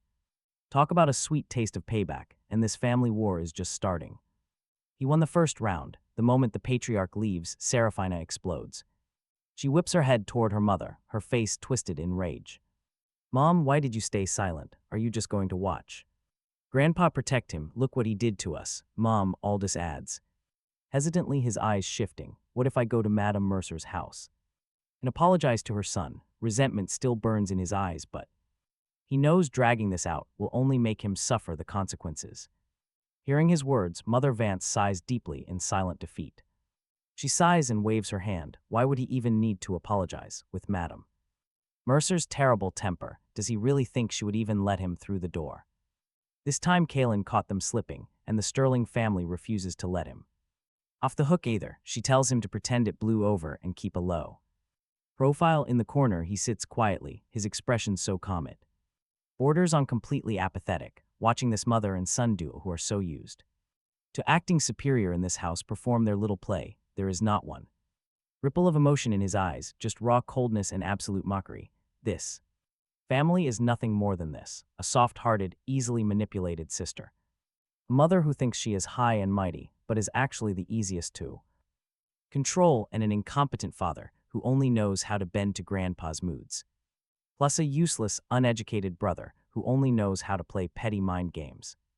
This is all way too easy. Late that night, the villa is dead silent, and only a single nightlight at the end of the hallway remains on. He sits at his desk flipping through some pages when a sudden knock sounds at the door. He does not say a word, just slowly stands up and opens it. Aldous stands outside with a bright smile, clearly coming fully prepared for this encounter. His tone is incredibly soft, almost coaxing. He asks if he is disturbing him. He leans against the doorframe, staring back with completely flat eyes, asking what he wants. Aldous stands up straight, his smile unwavering, and starts talking about that day they gossiped. He claims he failed to stop the gossiping back then and made him suffer those grievances, claiming it is his fault as the older brother. Saying this, he lowers his eyes, putting on a show of genuine remorse. He tells him not to worry because his friends now know that his little brother is their little brother too. Saying this, Aldous looks up with a sliver of calculation flashing through his eyes. He mentions their circle is having a big get-together at a bar, so he figured he would bring him along to let everyone get to know him and help him blend in faster. He looks back quietly and just gives a simple nod. You can tell he is already 10 steps ahead. He knew exactly what was coming. Aldous is clearly a bit surprised. The shock that flashes through his eyes is barely concealed. He asks if he actually agreed, then warns him not to back out at the last minute. He laughs, his voice suddenly sounding much more relieved, saying he already told everyone to save a seat for him to do as he wishes. He slowly lifts his eyelids, the corners of his mouth slowly curling into a faint, sarcastic smirk. As for him, he is just going to see what kind of entertainment is waiting for him. That look in his eyes clearly states that he knows exactly what Aldous is planning. Crystal clear. Aldous stiffens slightly, forced to let out a dry, awkward laugh. He tells him not to worry, promising no one will bully him ever again. He lets out a low chuckle, a laugh that is practically pure mockery. Really, he asks, pausing, what he should be worrying about is whether he will bully his friends instead. Saying this, his gaze locks onto his older brother's face, slowly curling up one side of his lips. His tone lightly trails up, asking what about him. In a flash, the entire atmosphere freezes. The smile on Aldous's face stiffens completely, but he quickly forces his emotions down. Aldous forces a smile, laughing that Kaylin really knows how to joke. Kaylin never jokes. He quietly shuts the door right in Aldous's face. Outside in the chilly night air, Aldous's smile slowly begins to freeze over. The moment the latch clicks shut, Kaylin turns around with a faint smirk. Oh, this is getting interesting. Aldous thinks he is pulling the strings, but he has absolutely no clue that he is already just another pawn. Down below, Aldous leans heavily against the balcony railing under the dark cover of night. Room light spills across his face, making his cold eyes look incredibly sinister. His mind drifts straight back to that humiliating birthday banquet. The painful memory of Kalen crushing his pride makes his fists clench tight. Knuckles turn white, yet deep down, an icy wave of joyful anticipation takes over. Finally, he pulls out his phone and dials a number, preparing his act. His voice trembles slightly. He hesitantly asks if this is really a good idea. Seraphina scoffs immediately, demanding to know why it wouldn't be a perfect plan. She tells him not to worry because she will happily take all the blame. Kalen only acts tough because Grandpa backs him, but she refuses to accept some random brother. Hearing his sister say this, a slow and sarcastic smirk crawls right back onto Aldous's face. He lets out a soft sigh, acting as if he can finally breathe easy. Their little brother already agreed, he claims, and will show up tonight. A cold pause hangs on the line before Seraphina lets out a cruel sneer. She snaps that it is time to show Kalen he will always remain an outsider. He needs to stop dreaming because nobody like him deserves to enter their family circle. Later that night, brilliant neon lights crisscross over the dazzling glass exterior of a high-end bar. A sleek luxury sedan pulls up smoothly right in front of the main entrance. Out steps a sharp, remarkably long leg from the back. Bright moonlight immediately illuminates Kalen's remarkably pale, handsome face. His expression remains entirely blank, his gaze cold and aloof as he stands tall. Behind him, the car doors open as Aldous steps out from the driver's seat. Seraphina steps out from the passenger side, dressed to impress in a flashy outfit. Red lips, sharp eyes, she looks ready to start an absolute war. Kalen sweeps a quick glance over the duo, the corners of his mouth curling. Seeing them arrive together is definitely a bad omen, but he is completely unfazed. In fact, he does not even bother offering either of them a second glance. Seraphina struts over, her tall stilettos click sharply against the pavement. She sways her hips, leading Aldous directly toward Kalen. Her warm smile completely hides a tone dripping with passive aggression. She mockingly tells him he should really thank Aldous for making this happen. Nudging Aldous, she notes that his high-class friends have always looked down on Kalen. They saw him as a mere country bumpkin who had never seen the world. Sitting at the same table with him was supposedly a major downgrade. She boasts about how much effort Aldous put into convincing them to meet. Her words are delivered softly, but they are fully loaded with venom. Every single syllable is carefully calculated to step on his status. Kalen listens with a totally blank expression, unfazed by the petty insults. Still, a trace of icy amusement flickers deep in his cold eyes. He calmly thanks his older brother for setting up this special gathering. Hearing those cold words, Aldous' heart sinks. He knows something is wrong. Sensing danger, he still cannot quite pinpoint the issue. He glances up with a lazy gaze, telling them not to worry. His smile is incredibly faint, like a light breeze skimming over water. Everything seems perfectly calm, but those who know him recognize the hidden threat. This is the storm's omen. Inside the bar, the colorful lights blur. Deafening music blares, while the air smells of sweet perfume and alcohol. Deep inside the innermost VIP booth, a crowd of rich youths has gathered. They drink and play dice, loud and chaotic, as Aldous and Seraphina lead. The moment the three of them step inside, the entire area falls silent. Silence, then someone calls out, announcing that they have arrived. A smiling face asks Aldous if this is his little brother. Seraphina steps forward to take the lead, deliberately lowering her voice. She bids everyone welcome, introducing him as Aldous's biological younger brother. Introducing him as her own, she notes his recent return. He is still not used to their elite circle and lacks friends. Asking them to bear with him, she is quickly interrupted. A lazy female voice cuts in, mocking his plain appearance at first glance. Another girl laughs, tilting her head to look at him with disdain. Resting her chin in her hand, she speaks in a teasing tone. She sneers and asks him if this is his very first time at a bar. Someone mockingly warns the others to hold back and not scare the little brother. They mock him openly, but they have no idea what is coming. He stands to the side, listening quietly, his cold eyes hiding a smile. How cute, he speaks softly, his smooth voice echoing through the sudden silence. Mocking them back, he thanks them for being so considerate. The air instantly chills, the entire room goes quiet. Freezing instantly, the teasing girl senses the heavy shift in energy. Looking up at him, she realizes his expression is colder than she imagined. His face is sharp and aloof, radiating a sudden, quiet danger. She quickly forces her smile back, attempting to keep up her sarcastic act. Insisting they are only looking out for him, she acts casual. He lowers his head, his eyes lock onto her. That trace of a smile slowly fades from his face as he stares. He calmly wonders aloud why she looks so clean, given her hidden secrets. She has close friends who mess with highly illegal substances. Those words hit like a bomb, and the atmosphere instantly explodes. Going completely rigid, the girl pouring drinks turns deathly pale. She demands to know who is doing substances, panic leaking into her voice. Her pitch goes up sharply, everyone around them freezes in shock. Their expressions shift wildly as panic spreads through the entire booth. This does not annoy him, he avoids her gaze entirely. Simply smiling faintly, he notes that he did not name names. Why is she getting so worked up unless she is outing herself now? Can always call the cops and sue him for slander, that girl in the spaghetti. Strap dress was named Briar. A few years ago, her parents sent her to study in the United States. On the surface, it was to polish her resume, but in reality, it was to get her away from a bad crowd she had gotten too deep into. Unfortunately not. Long after being abroad, she got hooked on things she should not have touched. But now this kid who had just entered their circle actually pointed out the darkest secret she was hiding with a single sentence, her face flushed.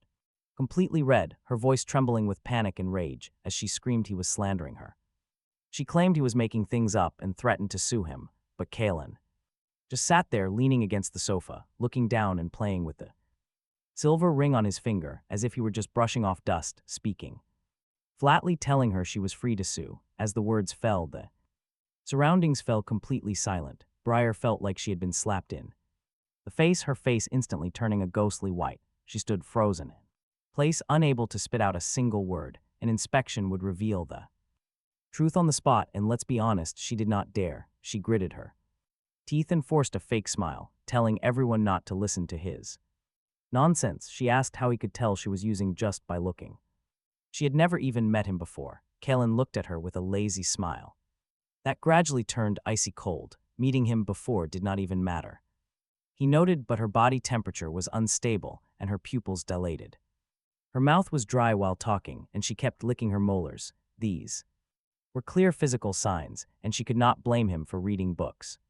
As his words hit, the way everyone looked at her instantly changed. Even the friends who were backing her up subconsciously took a step back as if terrified of catching some dirty disease. Right then, Serafina finally could not hold back from intervening. Her voice turned cold as she asked Kalen if he had had enough. What proof did he have, and what gave him the right to talk like that? She had brought him to meet friends out of kindness, but he acted insane.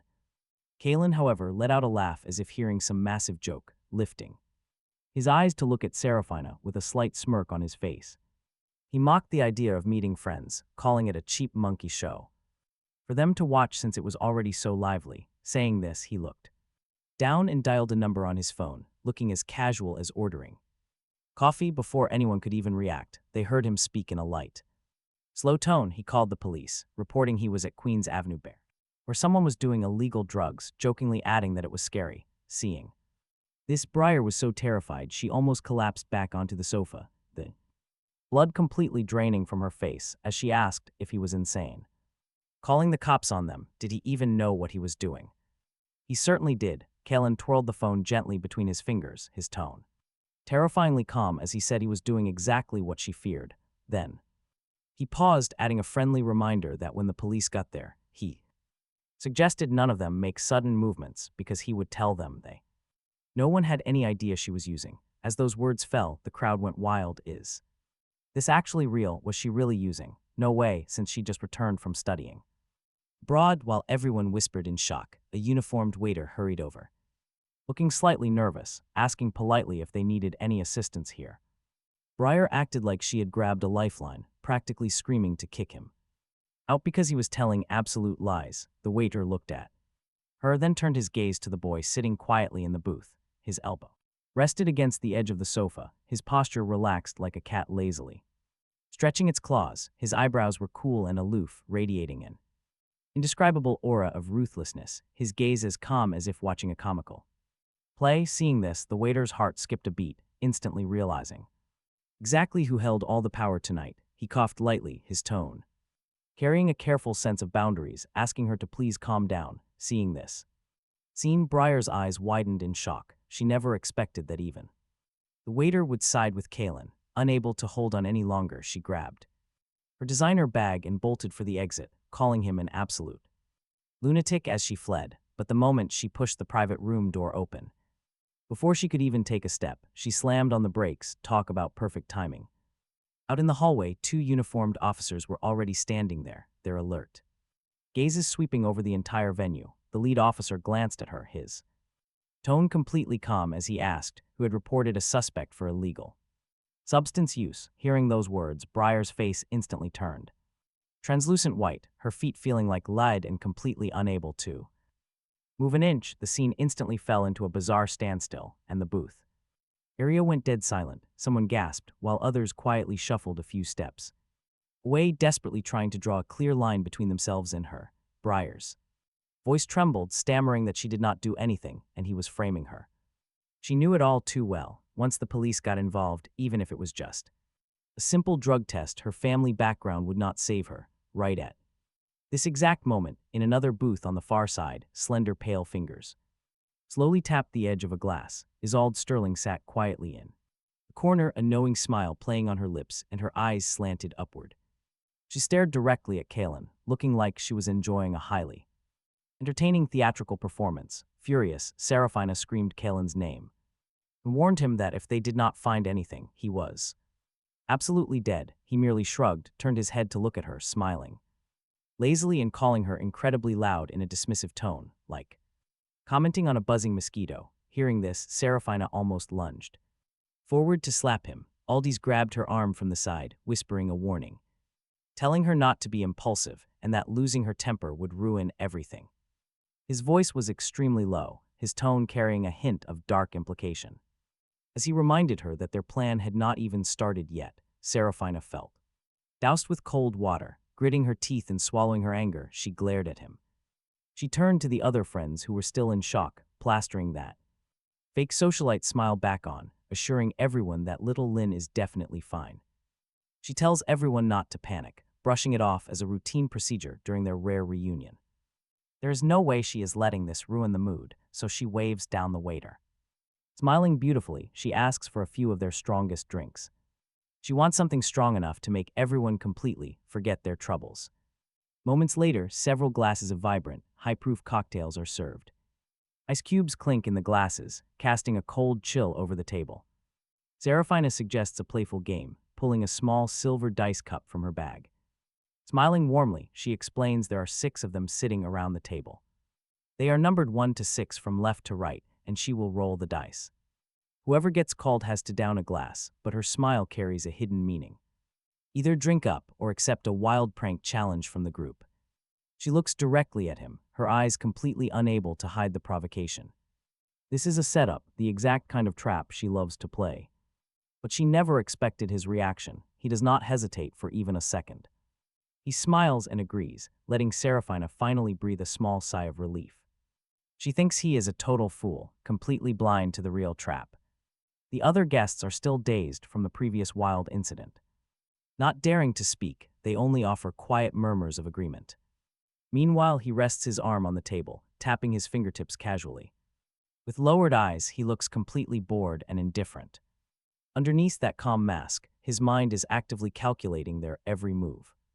He is already counting the seat order, ready to turn the tables. They think they are playing him, but he is never the one being fooled. He notices the silver dice cup is oddly shiny with suspicious, thick edges. When it rolls, the movement is completely unnatural, making his eye twitch. He sneers inwardly at such an incredibly basic trick. After just a few quick rounds, the cup is lifted, landing right on number 3. That is exactly his seat, and Serafina smiles perfectly naturally. She tilts her chin up, telling her little brother that it is his turn. She teases him like a helpless kitten, warning him to choose wisely. The cocktails look bright and smell sweet, just like normal juice. But he knows the real alcohol content in them is actually extremely high. Even worse, one of those glasses has definitely been heavily spiked. Watching this unfold, Aldis leans forward with a tense, nervous energy. He is practically holding his breath, eager to see the trap spring shut. Just one drink would easily knock a country bumpkin completely out. He is just waiting to watch him make a total fool of himself. But instead, he casually reaches out and grabs the darkest glass of all. He tilts his head back, downing the entire spiked drink in one single gulp. The cold ice cubes rattle quietly at the bottom of the glass. He sets the glass back on the table, his tone entirely flat and calm. He calmly notes that the taste is pretty bad, even a bit nasty. Seeing this, Aldis stares in utter disbelief, as if looking at a ghost. He mutters under his breath, wondering how this could even be possible. Serafina's smile freezes, but she quickly recovers, praising his high tolerance. They thought he couldn't hold his liquor. He just tilted his head, smiling. With a hint of sarcasm, he wasn't some heavy drinker, but he definitely wasn't. Getting knocked out as easily as they thought. Hearing this, Serafina's eyes darkened, her fingertips secretly gripped the edge of her skirt as she stared at the remaining glasses, proposing they keep going since he was so skilled. A sudden sliver of coldness flashed deep through her eyes right then. It didn't matter how much he drank, sooner or later he would choose that rigged glass. She refused to believe she couldn't get him drunk, completely unaware he already saw the deeper meaning in her eyes. His fingertips tapped the table. Imperceptibly, the corners of his mouth curling up in a slight smirk. They wanted to trap him, so let's see who gets caught in the end. The dice rattled. In his fingers, his unhurried movements carried a strange, hypnotic rhythm. Click, the dice cup slammed down, instantly silencing all. The noise at the table, everyone held their breath. Serafina sat opposite him with a confident smile, knowing she had personally tampered with those dice. The roll would always be the exact number she wanted, but when his slender fingers lifted the cup, the dice lay quietly at the bottom. It was a 4, not a 3, and definitely not the trap she set. Her smile instantly froze. Impossible, she gritted out under her breath, the sound barely escaping her throat, but he acted completely blind to her shock. His gaze lazily swept around the table, landing on a certain someone. Sitting right next to her, he flatly asked who was number 4. Aldis paused, the corner of his mouth twitching as he raised his hand. Rather awkwardly, with a forced polite smile, admitting it was him. Seeing this, he raised an eyebrow, flashing a smile with unreadable intentions. Well, brother. Aldis felt a chill run down his spine from that intense stare, but he had to bite the bullet and choose to drink. Saying this, he reached for the closest cocktail. His movement was originally quite sharp, but as the glass neared his lips, he suddenly hesitated. Was this the rigged glass? But he had already committed to it. There was no going back. He gritted his teeth, tilted his head, and drank it. All the strong alcohol scorched his throat, making his stomach burn like crazy. He coughed twice, forcing a painful smile, claiming it at a kick. Serafina shot him a sharp look, her eyes carrying a trace of uncontrolled frustration. How could this be off? She cursed internally. There was absolutely no way those rigged dice could make a mistake. Furious, she snapped her head toward him, only to see him leaning back in his seat, shaking the empty dice cup with a half-smile. The metal scraped gently against his palm, making a muffled, raspy sound. Seeing this, a chill crept into her heart. He knew, not only did he see through their traps, he had actively manipulated it, flipping it right back on them. Yet he acted completely innocent, softly mentioning that he actually thought those dice were pretty magical, rolling whatever number they wanted. What a pity, his sister's luck just wasn't very good. His slender fingers gave the cup a light push, sliding it directly in front of Aldis. He lazily tells Aldis it is his turn, making him look around nervously. The heavy liquor still burns deep in his gut. His head is swimming slightly, but under the young master's calm gaze, he grits his teeth and picks up the dice, desperation flashing in his eyes. He silently prays it is not a 3 again. The moment the cup is lifted, Aldis completely freezes in raw panic. It is a 3, everyone instantly gasps in surprise. It is clear that this cannot possibly be a mere coincidence. But the young master merely lets out a low, knowing chuckle. He casually remarks that it is his turn again, his voice steady. He slowly twirls his glass, treating this like casual small talk. But as he slowly lifts his eyes, his cold gaze turns heavy. Declaring he is done drinking, he demands a more interesting game.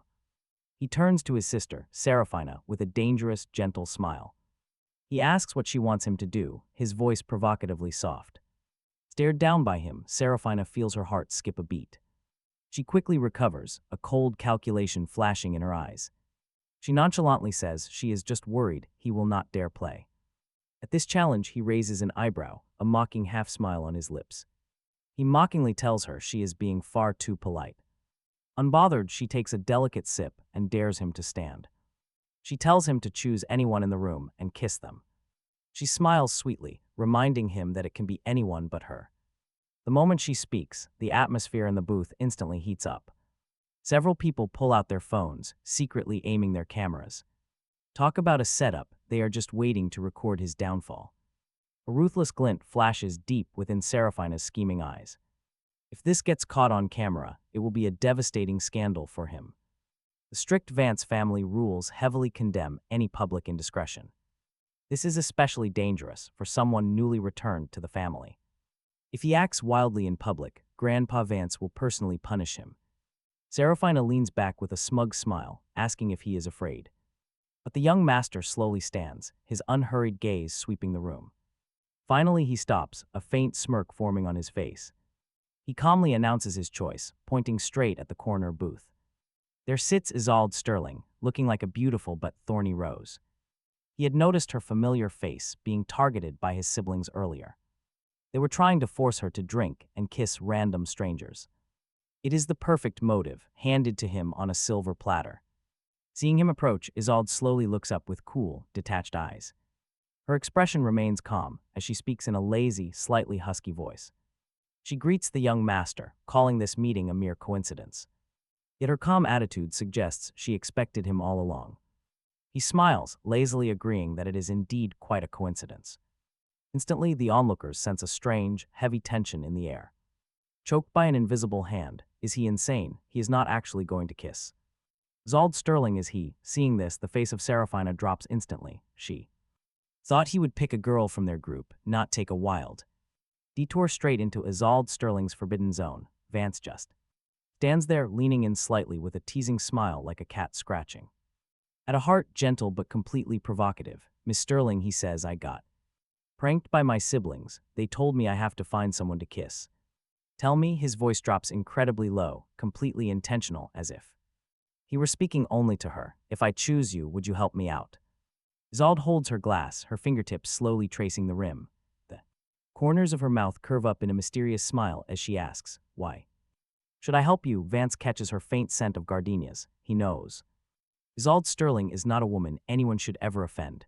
As a reward, I can also do you a favor, he offers. Isolde tilts her head to look at him, reaching out to pull him down beside her. Oh, so you can help me too, like what, for example? Her voice is light but carries a dangerous little hook of defiance. Vance, however, acts as if her playful posture has piqued his interest, lazily leaning in closer with a low chuckle. Miss Sterling, is your first kiss still intact? He asks this lightly, like a simple teasing joke, but his gaze is incredibly intense.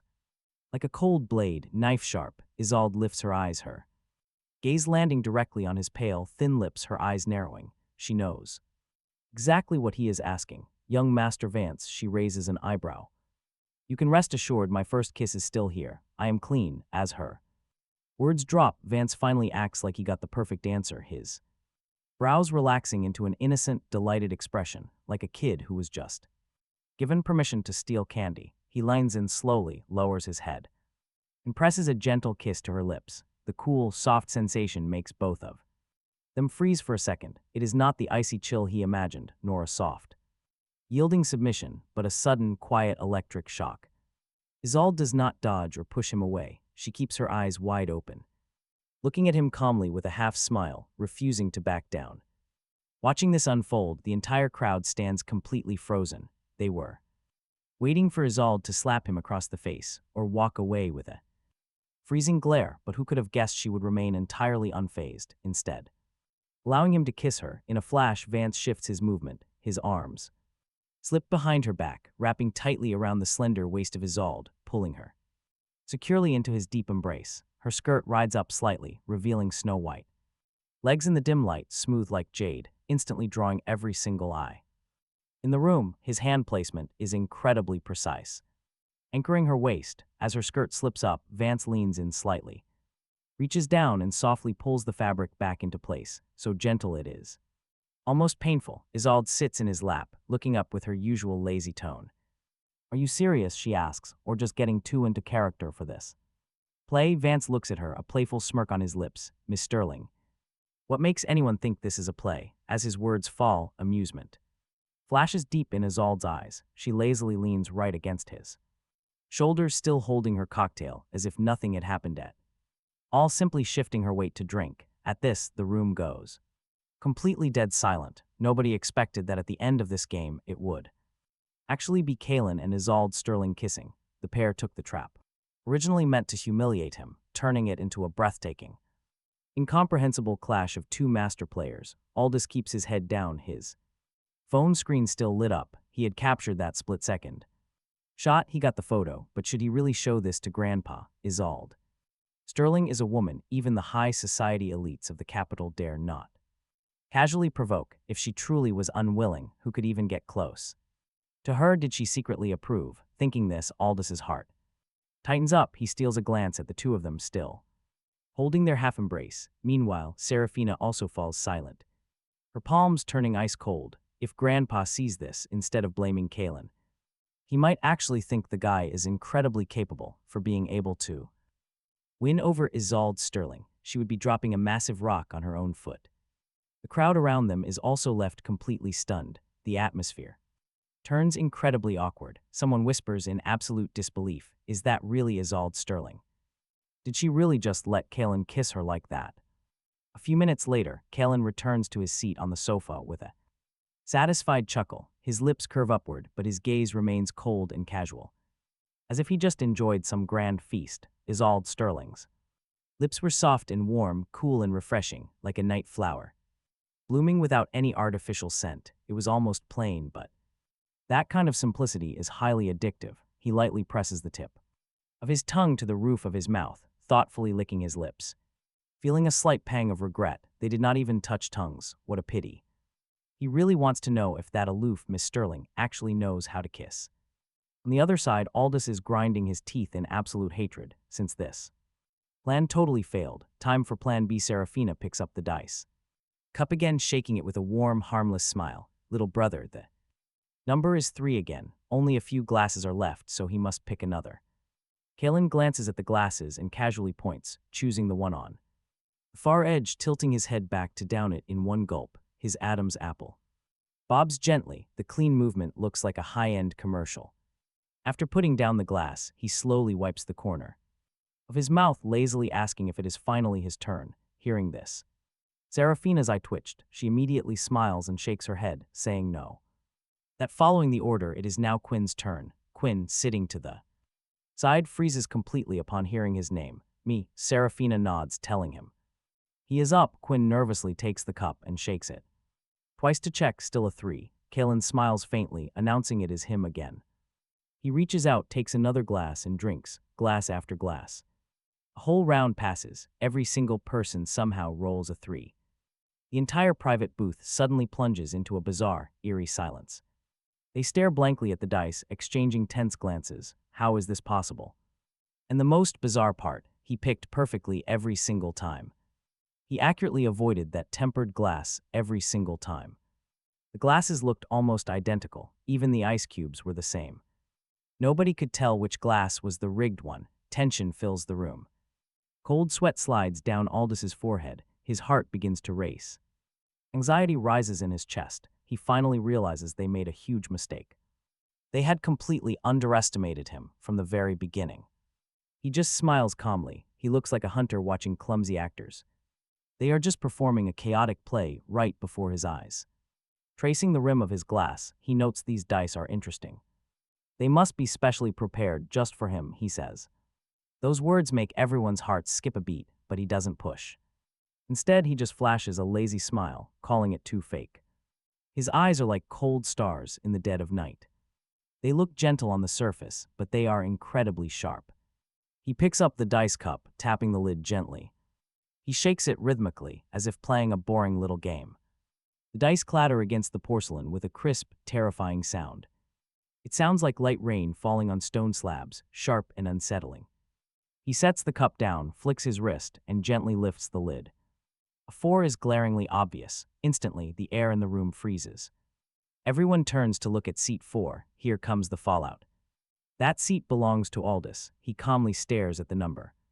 He lets out a dark, deeply knowing laugh. No expression changes. Without changing his expression, he picks up the rigged glass. He lifts the cup right off the table, holding it perfectly steady. He places it firmly right in front of Aldous, telling him to drink.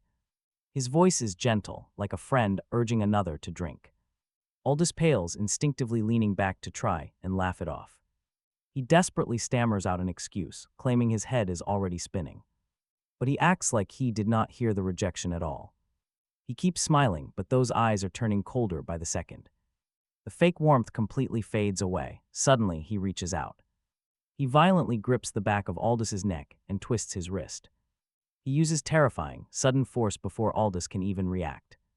His hand grips the man's jaw, forcefully pulling his face back. "Open your mouth," he commands in a whisper that carries absolute, undeniable authority. Aldous tries to struggle, but before he can even raise his hands, he clamps down hard, pinning his wrists tightly behind his back. He locks them against the sofa, leaving the man completely helpless. Since he wanted to see him fail so badly, he says. He really can't let him down for nothing. His voice remains light. His smile is sharp as a blade, still holding that glass. Without a moment of hesitation, Callan shoves the glass right against Aldous's lips and pushes hard, forcing the liquid down. His throat, Aldous chokes violently, coughing and gasping for air. Nearly spitting it all out, he stares at Callan in absolute terror, the corners of his eyes turning red. He wants to fight back but cannot match the strength of hands that look so gentle, yet hold such ruthless, hidden power. The onlookers are completely stunned silly. Absolutely no one expected this newly returned brother of the Vance family, this seemingly quiet, polite person, to actually be an absolute madman. Rules, reputation, saving face, Callan does not care about any of it. Someone instinctively tries to step forward to stop him, but Callan merely turns. His head, those eyes are clean and clear, yet completely empty.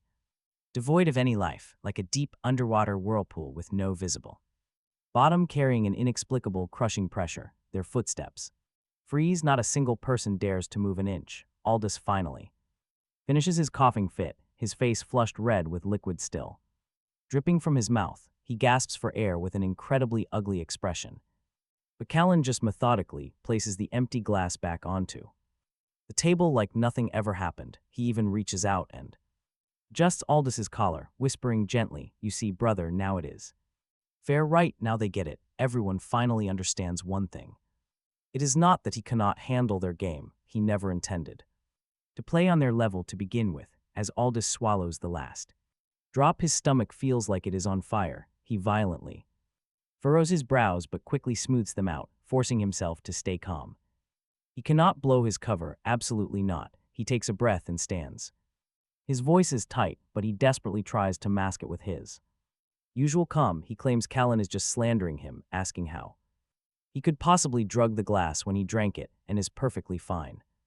While speaking, he even manages to hook his lips into a forced stiff smile, though a layer of cold sweat has already beaded on his temples, quietly sliding down his hairline. Seeing this, his friends beside him hurriedly chime in. Yeah, Aldous drank it, so if he drugged it, would he not be sabotaging himself? Besides, the way Callan just force-fed him is way too far, and that he should apologize to his older brother. The group takes turns jumping into the fray, trying to turn the tide back in their favor, covering for Aldous on one hand while testing Callan's boundaries on the other, but he merely looks at them with an icy flat stare. No change, not even a flinch.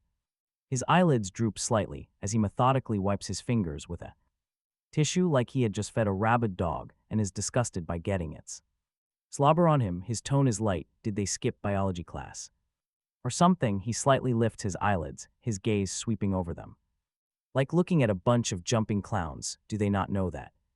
Does digesting substances not take time, or is this some martial arts novel where one sip makes you bleed from every orifice instantly?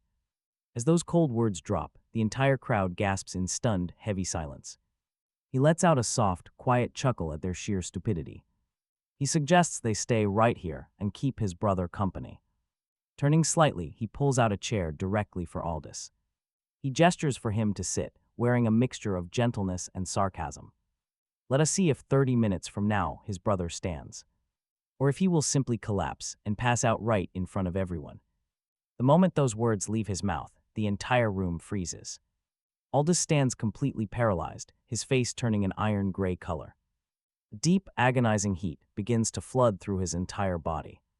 Cold sweat is already completely soaking through his entire shirt. His limbs are rapidly turning to jelly, but he fights it. He knows that showing even a single second of weakness is fatal. If he slips up, his opponent will tear him to shreds. He grits his teeth, forcing out the words that he is fine. Hearing this, the young master nods, his smile only deepening further. He calmly tells his dear brother to sit down and relax for now. Checking his wristwatch, he starts a 30-minute timer right now. Everyone is nervous. Aldous feels absolute, suffocating agony. Those 30 minutes are going to feel like 30 long, agonizing years. His body burns, his mind begins to fracture. Yet those cold, all-seeing eyes keep staring right through him. Seeing this, Serafina turns incredibly pale, freezing up in panic. She knows her brother is rapidly approaching his limit. His hands shake uncontrollably, sweat pours down his forehead. If they keep waiting and he actually collapses right here, their secret plan to set a nasty trap will be exposed to everyone. Just the thought of that exposure makes her heart violently lurch. Unable to take the pressure, she desperately forces a smile. Is this really necessary? She stands up, forcing a chuckle. Forcing everyone to wait around for nothing is incredibly boring. Why do we not simply let everyone go home and get some rest instead?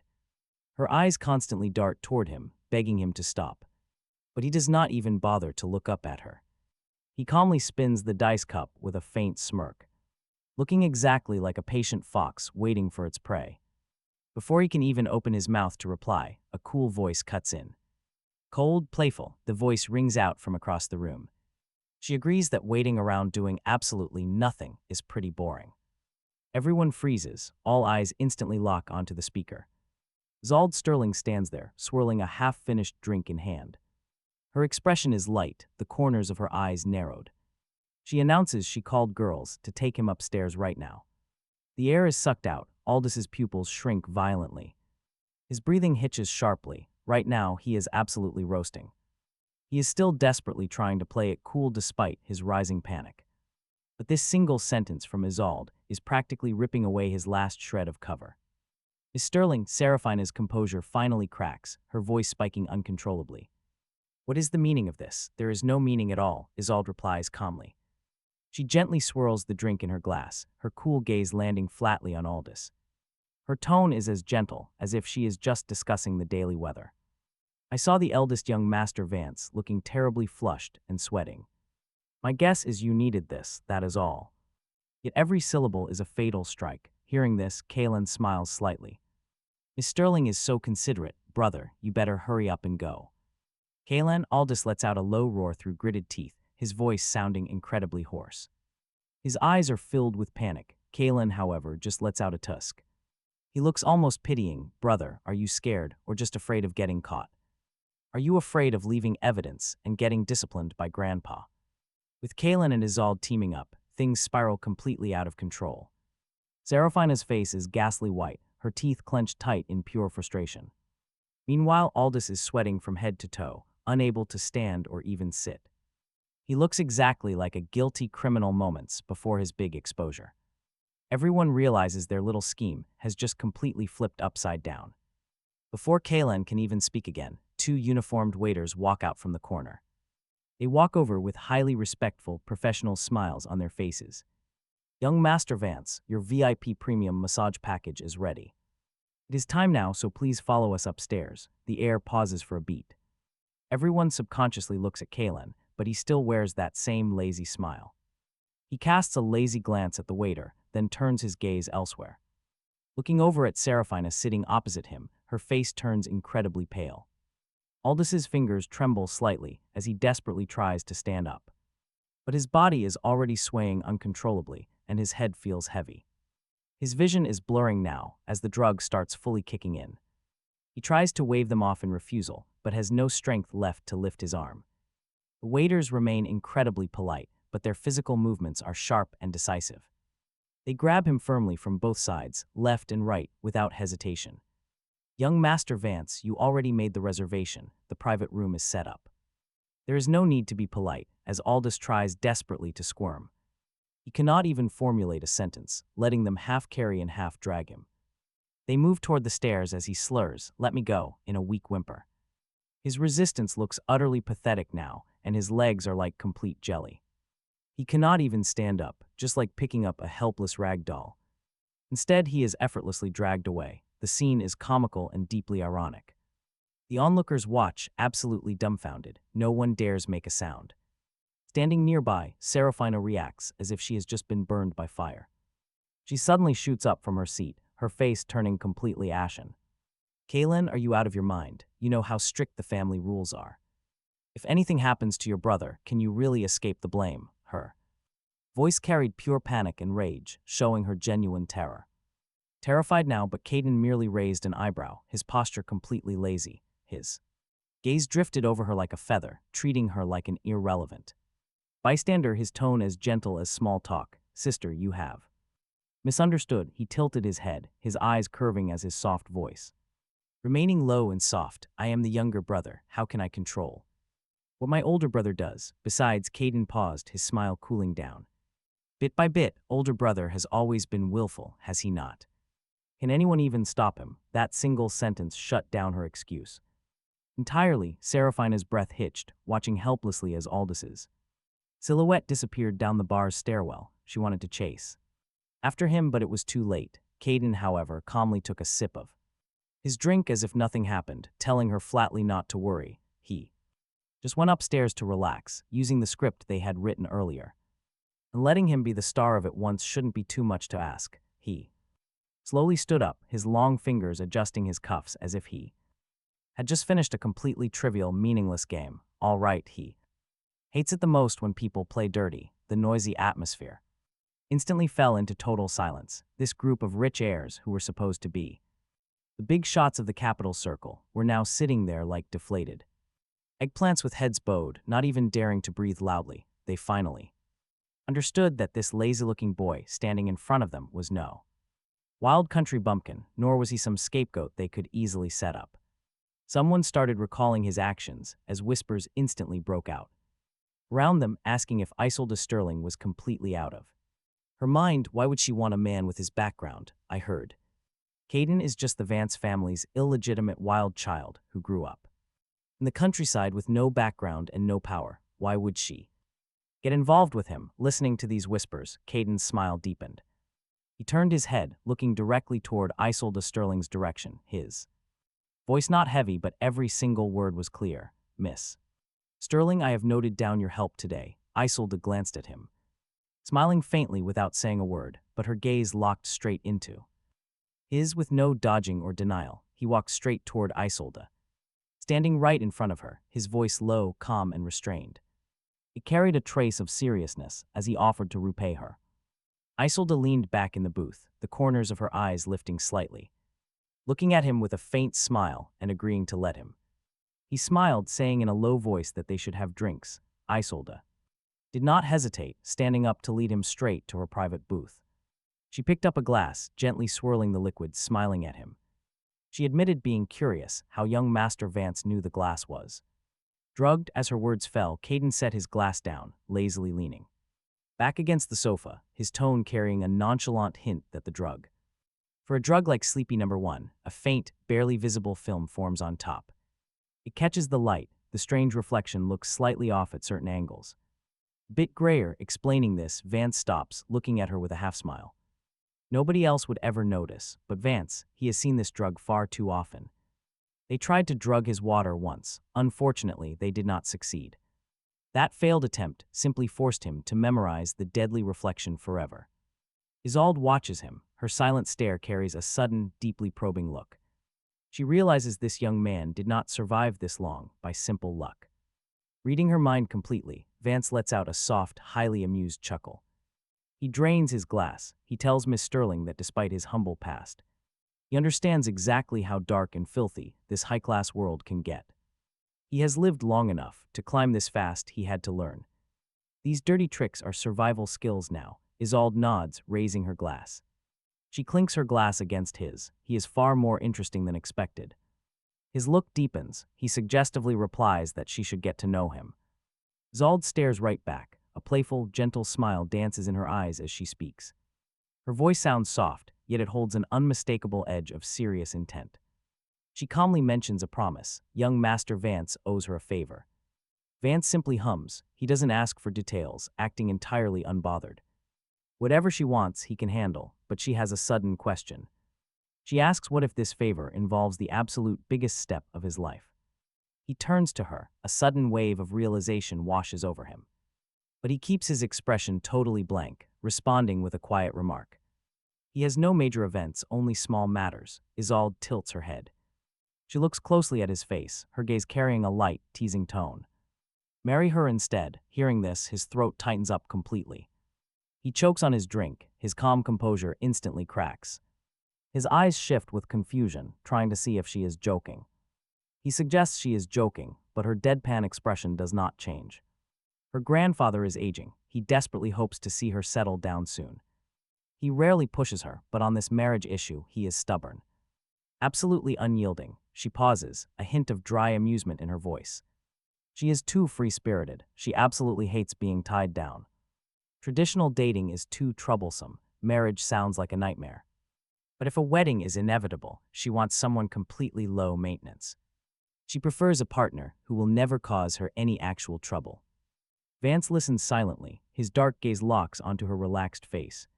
She looks back with total confidence, her eyes filled with amusement. Vance is different. She can tell he is a very open-minded guy. He won't be clingy, he won't ask annoying or prying questions. They won't hold each other back, keeping their private lives completely separate. A brief silence falls. Vance understands the logic behind her proposal.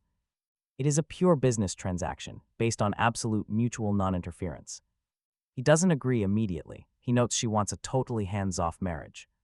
His voice remains incredibly calm, yet his eyes show a sharp intensity. Her gaze carried a hint of scrutiny. Smart, Isolde smiled by the same. Logic, she would not interfere in any of young Master Vance's private affairs. How he played, who he loved, or what decisions he made, she would never ask. Kalen looked down and thought for a moment, his fingers lightly tapping the table as a faint smile appeared on his lips. If that was the case, then they could just throw together a casual wedding, as long as their families were satisfied. That was enough. As for the rest, he hated trouble just as much. Isolde nodded exactly her thoughts. She raised her glass, giving it a light shake toward him, proposing a toast to their transaction and happy cooperation.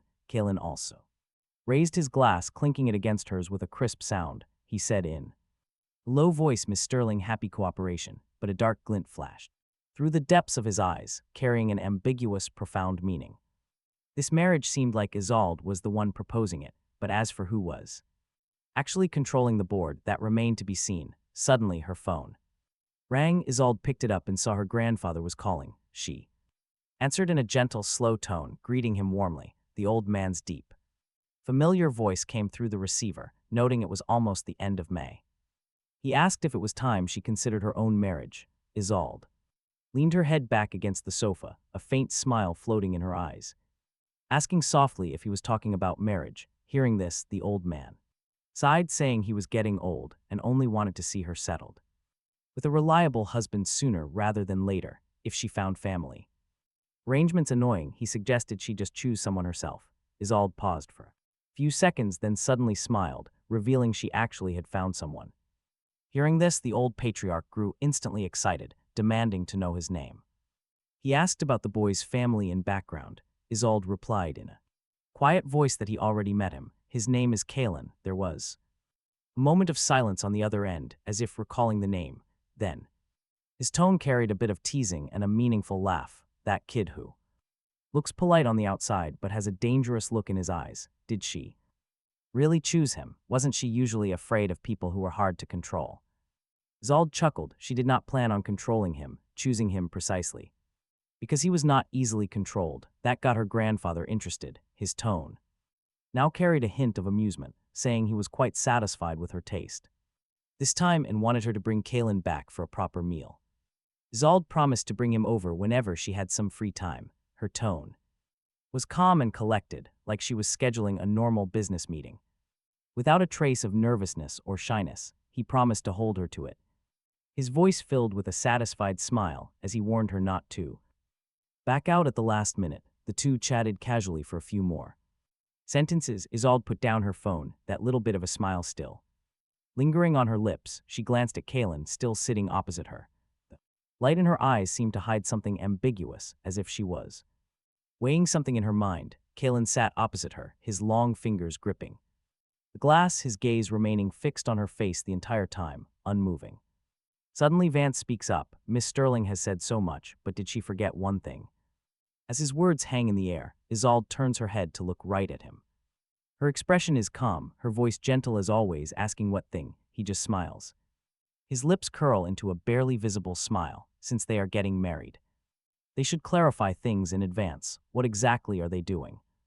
Isolde gently raises an eyebrow. After a long pause, she unhurriedly asks in return, and what exactly is it that you want to do? His fingertips slowly trace the rim of his glass, his gaze completely unreadable. Are you asking about the action or the person? Isolde pauses, clearly stunned for a second.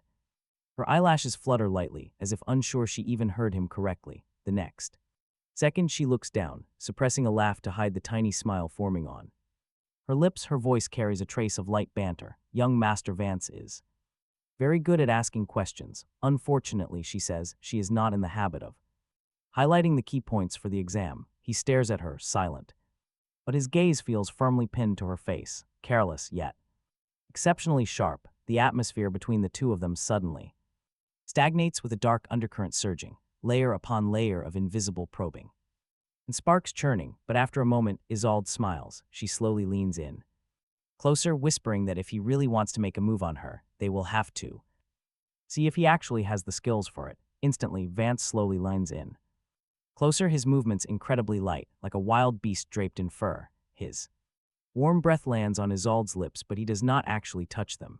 Instead, bypassing that soft petal and landing right by her earlobe.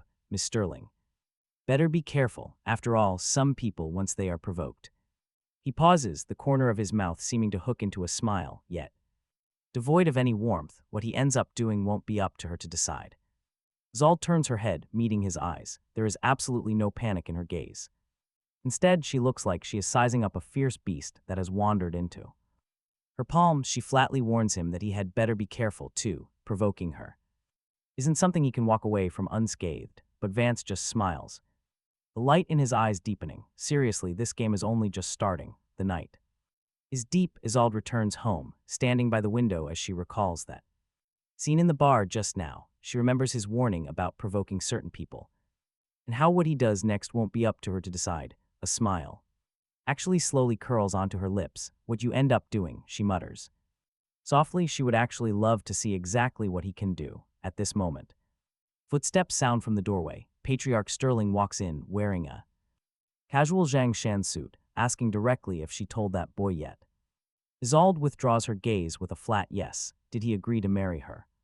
Patriarch Sterling asks. Isolde nods once more, her tone so calm it is practically emotionless. He said yes. Hearing this, the old man freezes, his eyebrows shooting up instantly. Did he really just agree to it? The patriarch didn't expect the kid to be so easy. His eyes are too calm, too ruthless.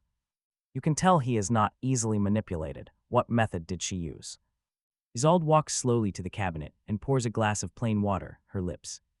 Isolde's lips curve up slightly as she admits she did not use any special methods. She simply offered herself as the bait. Hearing this, the old man was utterly stunned, then burst into loud laughter, calling her a crazy girl. Yet in his eyes there was a touch of admiration mixed with a deep layer of worry. But Isolde merely smiled faintly, turned around, and set her glass back on the tray. She knew this game had only just begun. She had placed her bet and stepped into the trap. The night grows deep. The lights in the foyer remain on. The moment Callan pushes the door open and walks in, the air in the living room instantly plummets a few degrees. Father and Mother Vance are already sitting on the sofa. Seeing him walk in, their faces darken immediately. Callan, his father, snaps. Father Vance roars angrily, so he finally knows how to come home, the good deeds he did today. Aldous already told them everything. Mother Vance follows. Closely behind, her tone urgent and cold. His brother had good intentions, taking him out to meet friends, and what did Callan do? Not only did he turn on him in public, he even got him drunk and sent him to that kind of place for a massage. Does he know this is called framing his own brother? How can his heart be so vicious? Her voice even trembles a bit, like she had suffered a massive insult and disappointment, crying out that his brother has treated him well. Yet today he lost face in front of everyone, asking if Callan is satisfied now.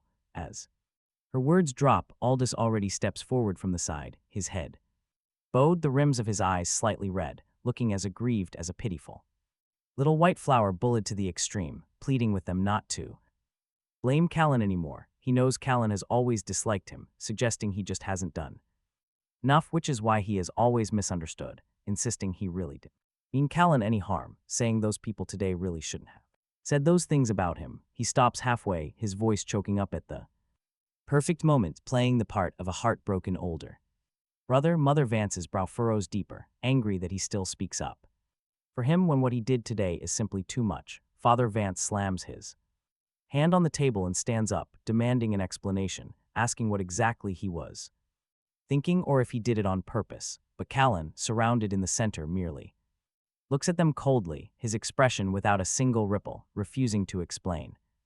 Even if he did, they wouldn't believe him. He looks at Father Vance, then turns to Mother Vance, finally landing on Aldous' pitifully aggrieved face, the corners of his mouth slightly raised in a faint, purely sarcastic smile. He remarks mockingly that his brother's performance is truly Oscar-worthy.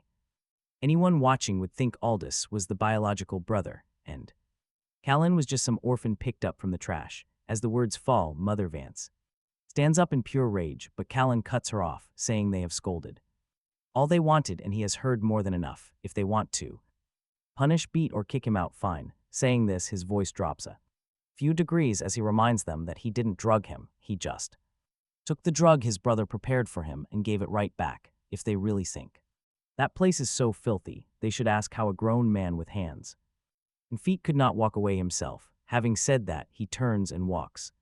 He headed upstairs. His cold posture showed he never belonged in that house. Father Vance's face flushed a deep, angry purple. He was absolutely boiling. Just as he opened his mouth to spew another round of venom, heavy footsteps approached. The patriarch's dark shadow stepped inside. Seeing the old man, the father immediately swallowed his aggressive rage. His tense shoulders dropped as he scrambled over to greet the patriarch. "Dad, you arrived just in time. You need to discipline this worthless kid right now. What Callan did today crossed every line, and I refuse to raise him anymore. Send him away because I shut your mouth," the patriarch commanded coldly. His calm voice cut like steel. Father Vance froze instantly, his furious expression hardening into pathetic shock. "You really do get exactly what you wish for," the patriarch muttered. The old man walked inside, planting his heavy wooden cane firmly by the table. He reached down, sipping his tea slowly. "I just received a call from the head of the Sterling family." He spoke in a dry, flat voice, as if delivering completely trivial news. "Their daughter decided to marry Callan. They are wedding next week." Mother Vance gasped in absolute horror. Aldous stared ahead, his eyes practically bulging out of his skull in disbelief. Staring up, the father gasped. Father Vance's voice cracked, sounding like he had heard the ultimate absurdity. "Who exactly is marrying whom?" Patriarch Vance calmly set his cup down. "Isolde Sterling is marrying our Callan." He paused, his voice suddenly shifting into a cold, mocking sneer. "What, did you not just say to send him wherever you want? Perfect, he becomes their son-in-law. You truly will never have any control over him again." Father Vance's face turned to stone. "Dad, how is that possible? The legendary Sterling family is the most elite, terrifyingly powerful clan in this entire capital. They despise useless trash," the patriarch calmly added. "You know better than anyone how high Isolde Sterling's standards are," the patriarch added.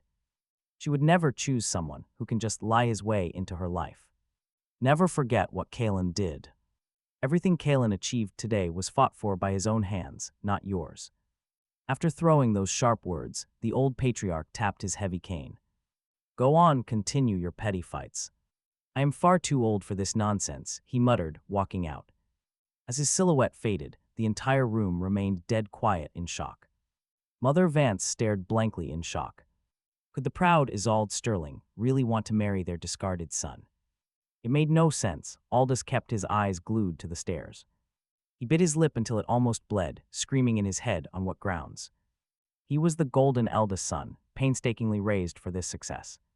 How could the elite Sterling family choose the useless trash they wanted to discard? How did the outcast win everything? He cannot hold back, asking his mother in a hoarse voice if she thinks something is wrong. How could Isolde Sterling marry him? She is a Sterling, and Callan has absolutely no right. Mother Vance answers softly, as if she is talking to herself, frowning. She wonders why Isolde would agree to this, suddenly feeling a cold chill run down her spine. She remembers Callan's calm eyes at the club that day, looking so restrained, like they could see right through everything. He was no longer a little boy who needed their parental guidance. This wolf was simply hiding his fangs, and perhaps Isolde actually liked that ruthlessness. Early the next morning, they arrive at the Sterling estate. Isolde stands tall and slender, her features elegant but notably cold. She maintains her composure in the foyer, turning to face him. She tells him they should go, warning him her grandfather is cold, but appreciates straightforward people. Hearing this, Callan nods quietly. He is dressed very simply today, but his posture remains perfectly upright. He offers no empty pleasantries, yet he carries a natural dignity. Walking the corridor, the servants bow. He does not say much along the way, simply nodding back politely. Isolde glances back at him, quietly studying his reaction. She knows this visit is a major test for them both.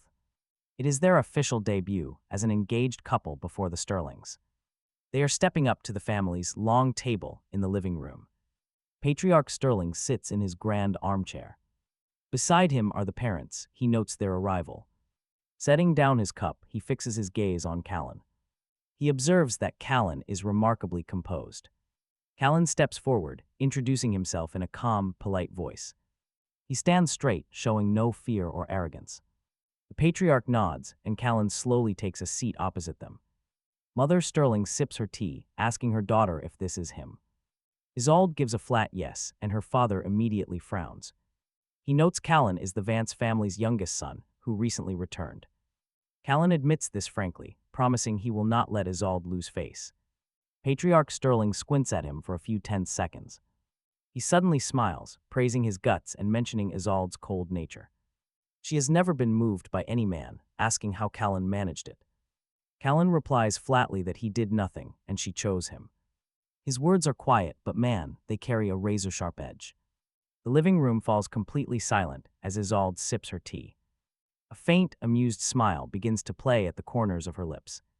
Mother Sterling maintains her noble caution, warning him that marrying into their family is no joke, and if he intends to marry her daughter, he must give them a solid reason. Callan slowly lifts his eyes to meet hers, his voice clear and incredibly steady, sounding like water-piercing stone. He states that while he has no pedigree or family backing, he can protect her from suffering even a single grievance, never holding her back. Patriarch Sterling finally nodded. Raising his hand, he gestured, "Enough, I have seen the man. I trust Isolde's judgment. Since she picked you, I won't object.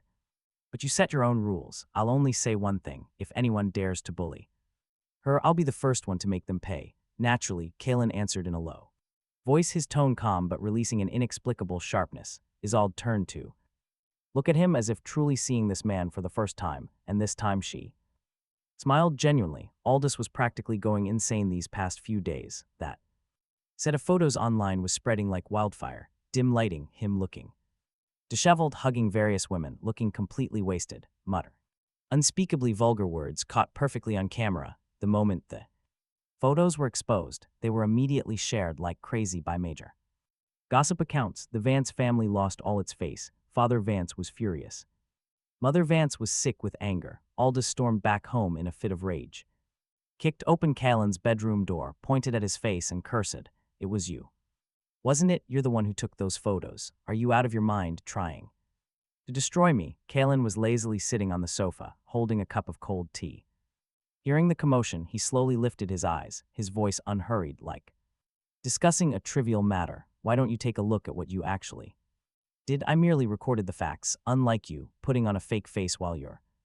Insides are full of garbage. Aldous' face flushed crimson, gritting his teeth. You think you're so clean. You think someone like you deserves a wife, a wild bastard from the countryside like you. Do you even deserve one? Hearing these words, Kalen finally smiled. The smile didn't reach his eyes, carrying a trace of chilling indifference. He set down the teacup and stood up, flatly adjusting his cuffs. Brother, unfortunately for you, I'm getting married this weekend. You're welcome to come drink at the reception. You're getting married? Aldous froze, then let out a laugh, absolute disbelief.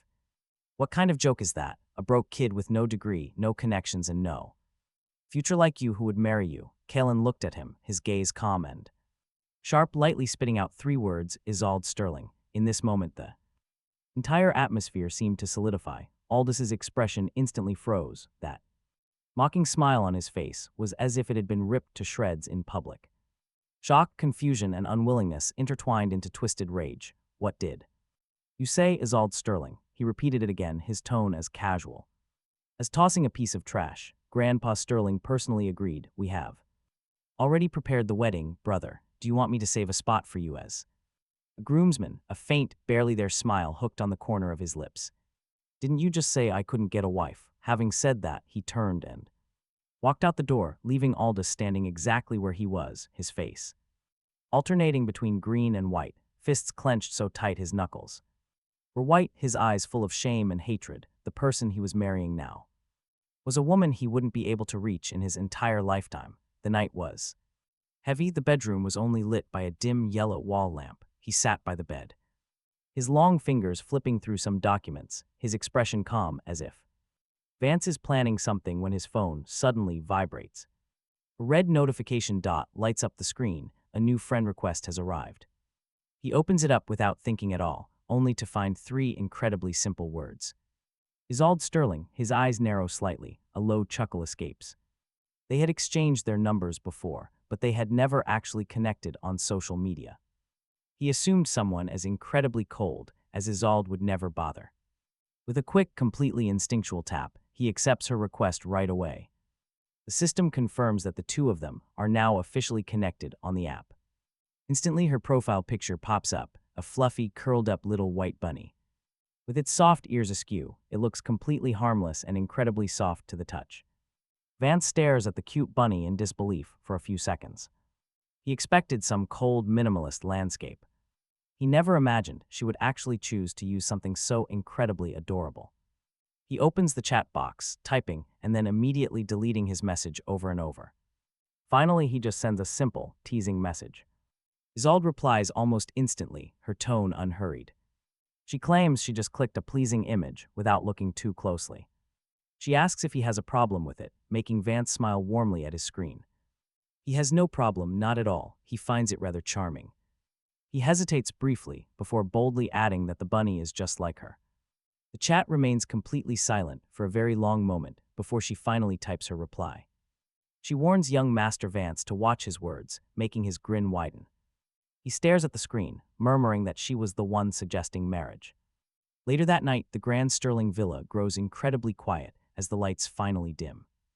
Isolde curls up on the sofa under a thin blanket, aimlessly scrolling. Suddenly, she stops and quickly types a message to send his way. She sends a message to Mr. Vance, reminding him that the wedding is actually tomorrow. Seconds later, his short and exceptionally calm reply pops up on her phone screen.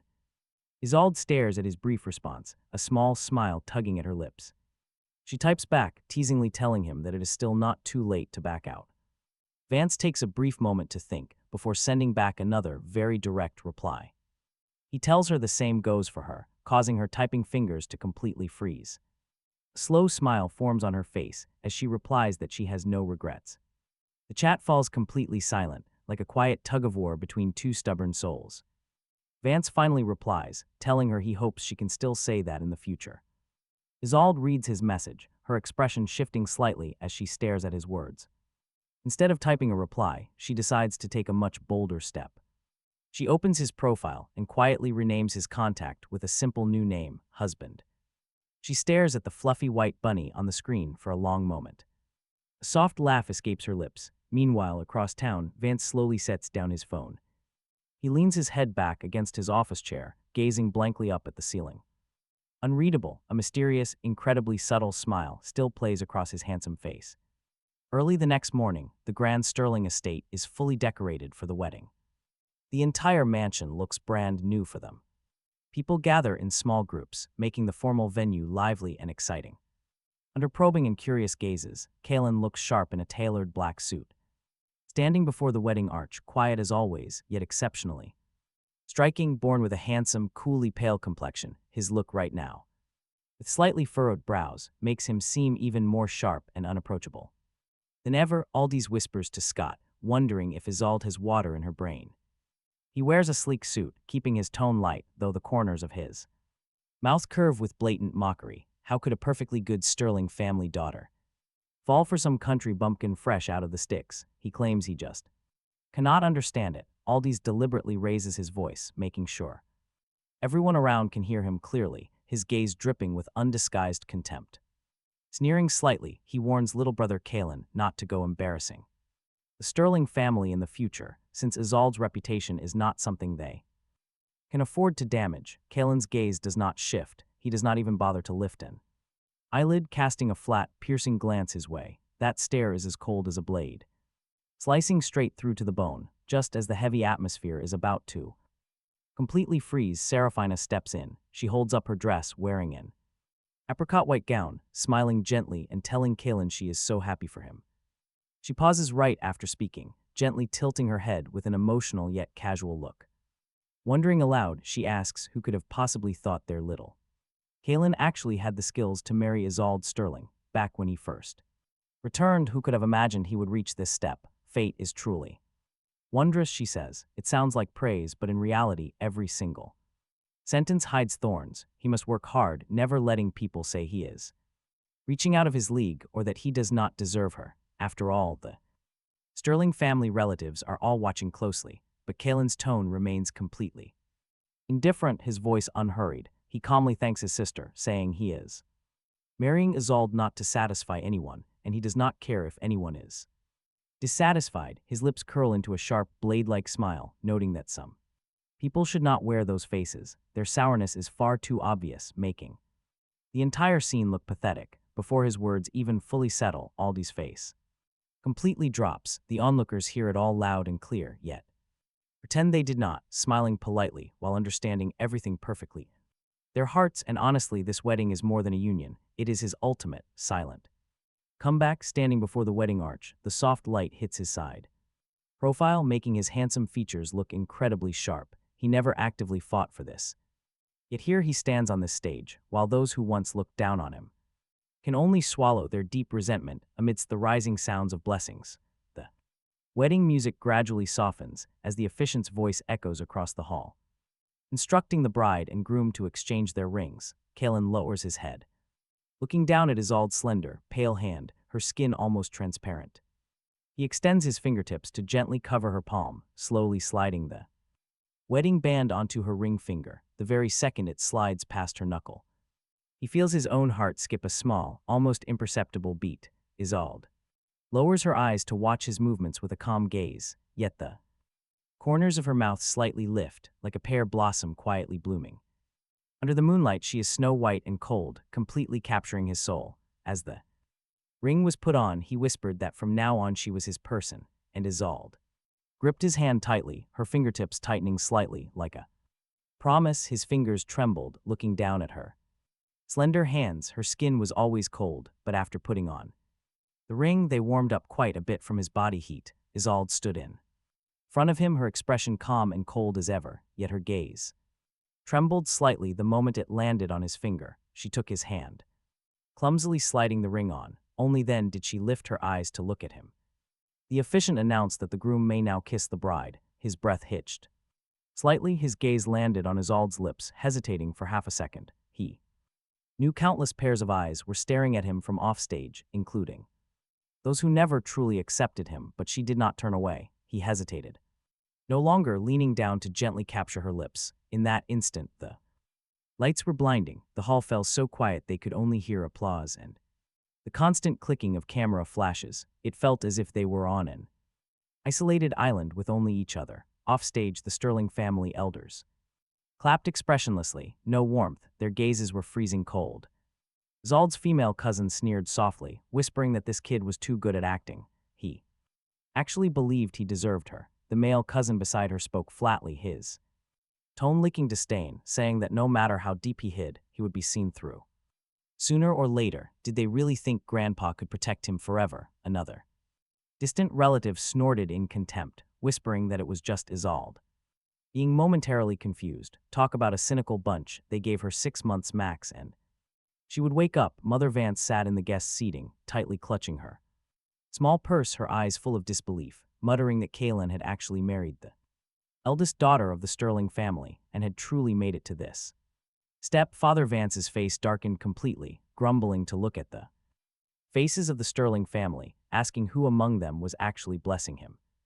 That girl probably had some ulterior motive. The hall quieted down, everyone held their breath waiting for the vows. Isolde gently turned her face, her long eyelashes drooping and fluttering like butterfly wings. She originally thought this was just a simple part of the wedding procedure, a shallow kiss, just a brief touch to put on a show for everyone to see. She had even prepared herself to pull away, but the next second her prediction failed completely. He showed absolutely no restraint. She imagined, raising his hand, he gently but firmly cupped the back of her head. The heat of his palm warmed her skin through the light veil, leaning in close when his lips fell. It was just a light, fleeting touch, but right when Isolde thought it was over, he suddenly deepened the kiss. The final segment of the wedding slowly unfolded amidst the melodious music. Isolde wore a pure white wedding dress with a trailing hem, standing firmly in front of him, looking up into his eyes with a bit of an indifferent smile, asking if young Master Vance was ready. He did not process it for a second, asking ready for what before the words finished falling. Without hesitation, Isolde raises a slender, pale hand, wrapping it around his neck, natural, completely unhurried, as if rehearsed countless times already. A Princess Carrie, her voice is soft, perfectly measured, yet carrying a sweet hint of temptation. Hearing this, his heart skips a beat. This cold woman, under thousands of eyes, is willingly handing him the reins of this entire game. Vance knows this is no show of weakness. It is just a game she finds amusing. The corners of his mouth curl up. Without another word, he scoops her up into his arms, carrying her steadily down the red carpet. Applause roars from the crowd like a massive tide. Some marvel, some envy. He lowers his head, whispering quietly in her ear with a teasing grin that if she takes the lead like this next time, he might not hold back. Isolde arches an eyebrow, the corners of her lips turning up in amusement. She never asked him to hold back anyway. The elegant bridal chamber glows, floral scents and aromatherapy blend together, diffusing a sweet, alluring fragrance. Vance carries Isolde inside, gently laying her on the massive bed. Covered in smooth silk sheets, she lies there perfectly still, watching him. Her wedding dress spreads around her like a blooming, fragile flower. Stunningly cold yet fragile, the bedroom door clicks shut, instantly silence. The air grows heavy. Talk about a tense moment. Vance stays back. He walks to the sofa and sits, slowly unbuttoning his cuffs, casually draping his suit jacket over the sofa. His relaxed posture still carries an undeniable, heavy presence. Isolde slowly props herself up, resting against the headboard, her quiet, intense gaze locks onto him. She suddenly asks softly if young Master Vance wants to do something tonight. It is said calmly with her usual poise, yet hiding a sharp hint of provocation. He lazily lifts his head, his dark eyes fixed on hers. Miss Sterling seems in a rush for this. As the words fall, her eyelashes flutter as she immediately looks away, coldly asking what he is talking about and how that is even possible. Vance, however, just lets out a soft chuckle, his eyes full of playful secrets. If she really does not want to, he obviously will not force her. His completely nonchalant attitude stirs a strange, indescribable emotion inside her heart. Slowly she stands up, the long hem of her wedding dress lightly brushes the floor, making a soft rustling sound. She walks right up to him, first reaching up to pull off her veil, tossing it aside, then kicking off her high heels, standing barefoot on the plush carpet. Her pale feet press against the rich red fabric, creating a striking contrast of pure beauty. He looks up at her, his eyes darkening as if about to speak, but she does not give him the chance. She curves her lips into a faint smile, moving gracefully to sit on his His body stiffens slightly. Her warm breath is incredibly close. The heavy layers of her gown drape over his legs, feeling surprisingly heavy. Her long eyelashes tremble, but her tone remains as calm as discussing a business deal. She simply wants to confirm what he meant by not. She whispers, asking if he doesn't dare or doesn't want to force her. He just lets out a low laugh, his fingertips slowly sliding up to rest against her waist. Miss Sterling, don't provoke me, he warns. She should know there is nothing he doesn't dare to do. Nothing he doesn't want to do. Isolde blinks, the corners of her mouth curving up, clearly satisfied with his response. Still, she does not rush to advance. Further, lazily wrapping her arms around his neck instead, whispering softly. His ear, she challenges him to show her his performance tonight. Her skin is pale like fresh snow falling on a branch, carrying an unreal purity, and in this moment her thighs press lightly against his, soft skin pressing incredibly close. Without any barrier between them, the moment their skin touches, his body tenses. He slowly reaches out, his palm firmly grips Isolde's waist. Her waist is incredibly slim, so narrow he can almost grasp it with one hand.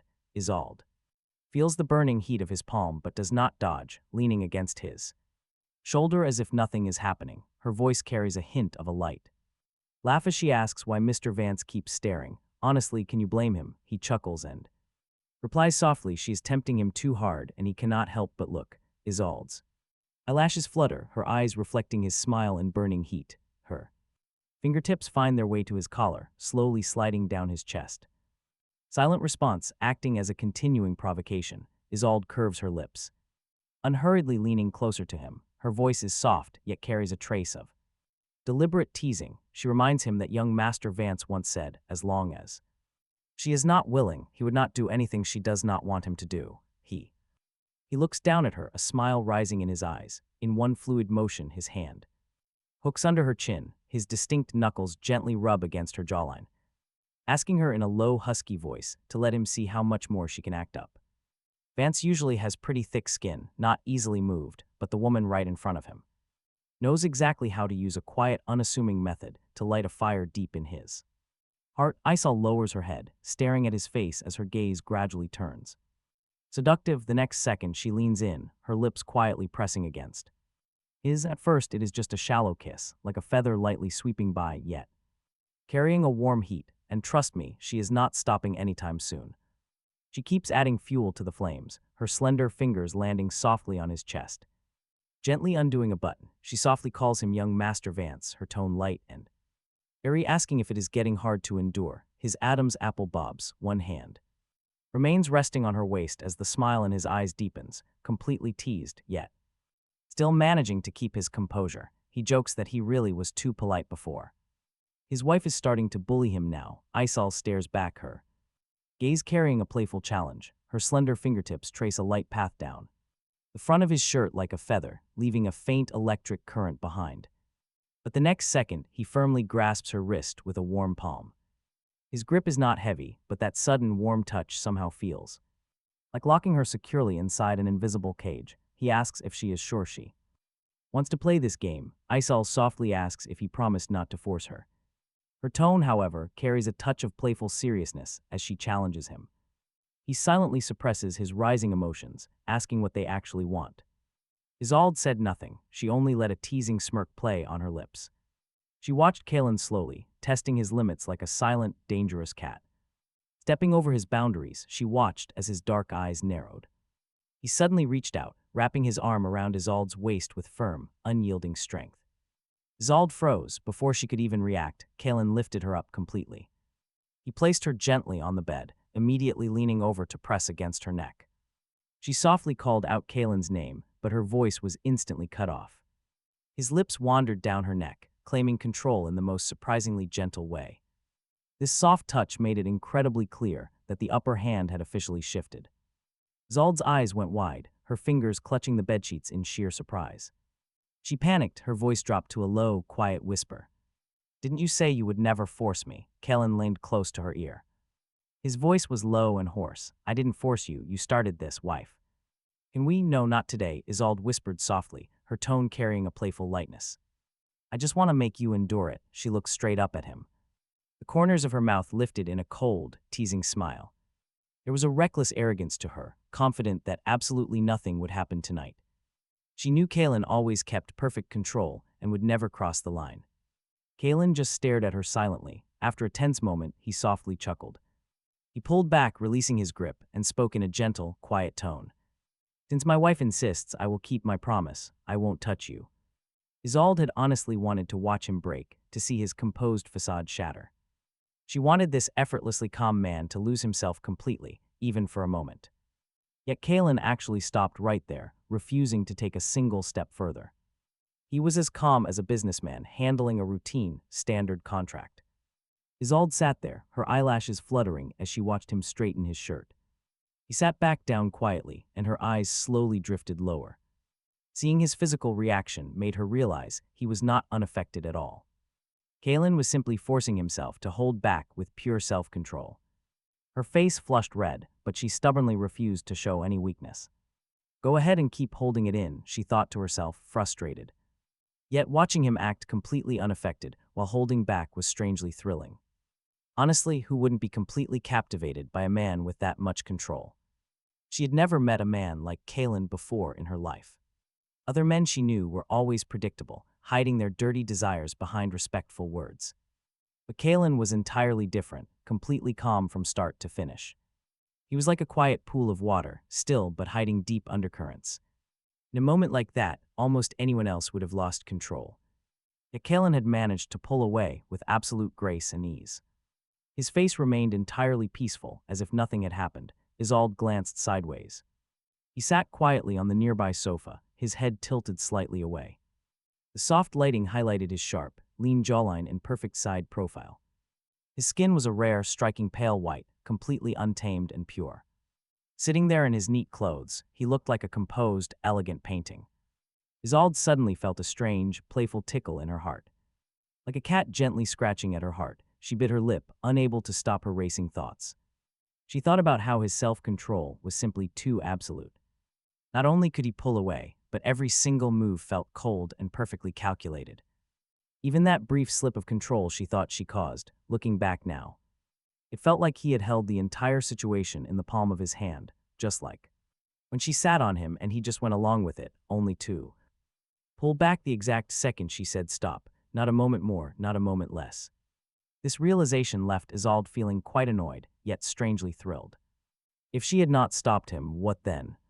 The morning after their wedding brought bright sunlight, and he dressed in a simple shirt. His hair was sharp and his presence felt even more unshakable. Following tradition, he brought gifts back to the Vance family, the very moment he walked through the door, Father and Mother Vance were sitting in the living room. He asked coldly if he still remembered how to come back. He slammed his newspaper shut with a loud smack, staring at him with pure hatred. Now that he was a sterling son-in-law, had he already forgotten that his name was still Vance? Mother Vance just watched, silent and cold. To her, his entire existence was an eyesore, but Kalen looked entirely unfazed, walking over to set down the gifts he brought. He calmly took a seat on the sofa, completely ignoring the heavy tension in the room. Finally, Father Vance lost his patience and growled out his name, Kalen. He warned him not to get cocky just because he married into a wealthy family. He had to remember that the Sterlings were incredibly sharp, dangerous people. If Kalen kept acting like a wild, reckless fool, he was going to get thrown out onto the street before he even realized what was happening to him. Mother Vance chimed in, keeping her voice sweet but laced with poison. She told Kalen he desperately needed to fix his attitude. He was representing the Vance family now, not just himself, she coldly added. She begged him not to embarrass them. The living room fell dead silent. Yet Kalen only smiled, keeping those pale, quiet eyes completely devoid of any real human emotion. He calmly replied that he went there to enjoy life, not work. Not to be their free labor, he added. He casually added that he had no interest in walking on eggshells. At those words, Mother Vance froze, and his father snorted with rage. But Kalen just sat there completely relaxed, acting as if their fury did not even exist. He raised his teacup, taking a slow, quiet sip with absolute indifference. He breezily commented that if they ever actually dared to kick him out, they would first have to ask Isolde. He stood up. Setting the cup down, he stood up and gave them a cold, breezy nod. He was heading back now, since his wife was waiting to have dinner. Father Vance fumed with rage, while Mother Vance went completely pale. Neither of them could say a single word, his quiet departure. Even the sight of his back carried an effortless, arrogant freedom. As the couple stood frozen in silence, the patriarch finally walked into the room. He walked over slowly, clutching a hot cup of tea as he approached. The grandfather speaks with calm, natural authority. His voice is not overbearing, yet it completely stabilizes the room. Yiming Chang, do not think that being his father gives you the right to lecture him. The father flinches, his face turns pale, then dark with anger. Sure, some points are correct, the old patriarch says, looking up. But the Sterling family son-in-law is not someone you can boss around. Whoever Isolde Sterling chooses is recognized by her powerful household.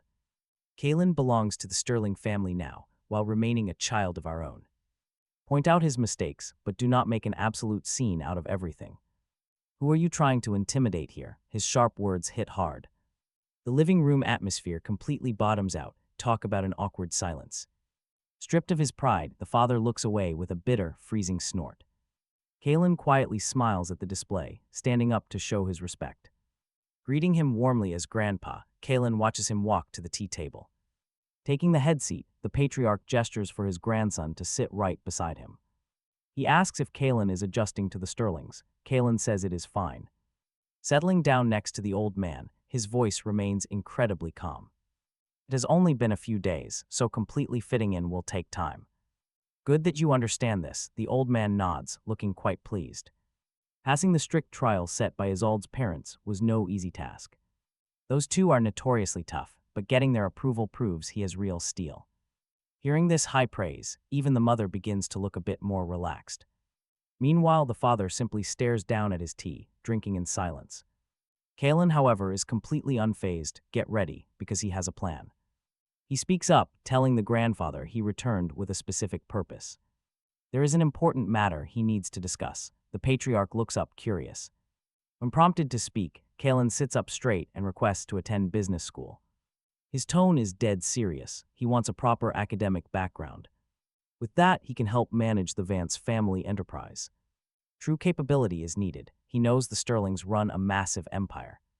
Just relying on a marriage and a famous surname is never going to be enough. Kaylin wants to use his own sharp skills to fight for the position he deserves. He pauses, his face serious. Only when they respect his capability will he truly have a voice in either household. That way, he can finally shoulder his fair share of the family responsibilities. The patriarch squints, falling into a tense, quiet silence. Then he suddenly chuckles, praising Kaylin's fierce ambition before placing his cup down. His tone shifts, offering some wise and incredibly direct advice to his grandson. The Vance name has enjoyed endless glory, but it was never built on simple marriages. Real success comes from raw strategy and exceptional personal capability. If Kaylin can carve out his own legacy, the old man will be his biggest supporter. Hearing this, both the father and mother look deeply conflicted and uneasy. But Kaylin merely offers a soft smile, rising to bow deeply to his grandfather. He thanks the patriarch, whose proud expression only grows warmer. The old man dismisses him, telling him to go do exactly what must be done. If Kaylin finishes his studies, there should be a seat for him at the Vance family table. Father Vance's face instantly darkens, looking like someone just struck a raw nerve. He slams his teacup down, his voice freezing instantly. He demands Kaylin just be a good son-in-law. Would the Sterlings ever actually mistreat him? He lives luxuriously with them, enjoying the finest food and wine daily, yet he still wants to return and interfere with the Vance family. Is he still planning to interfere here? Silence immediately blankets the living room. Deep silence, Mother Vance's eyebrows twitch as she hesitates. But Kaylin just lightly raises an eyebrow, as if he expected this exact reaction. His expression remains completely calm. Instead, it is Patriarch Vance who finally breaks the silence. Sitting in the master seat, the old man gently taps his tea lid. After a sharp click, he lifts his eyes, addressing Yiming Chang coldly.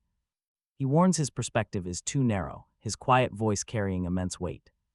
Since his grandson has the capability, why shouldn't he give him a real chance? It is true that Kaylin is the Sterling family's son-in-law, but so what?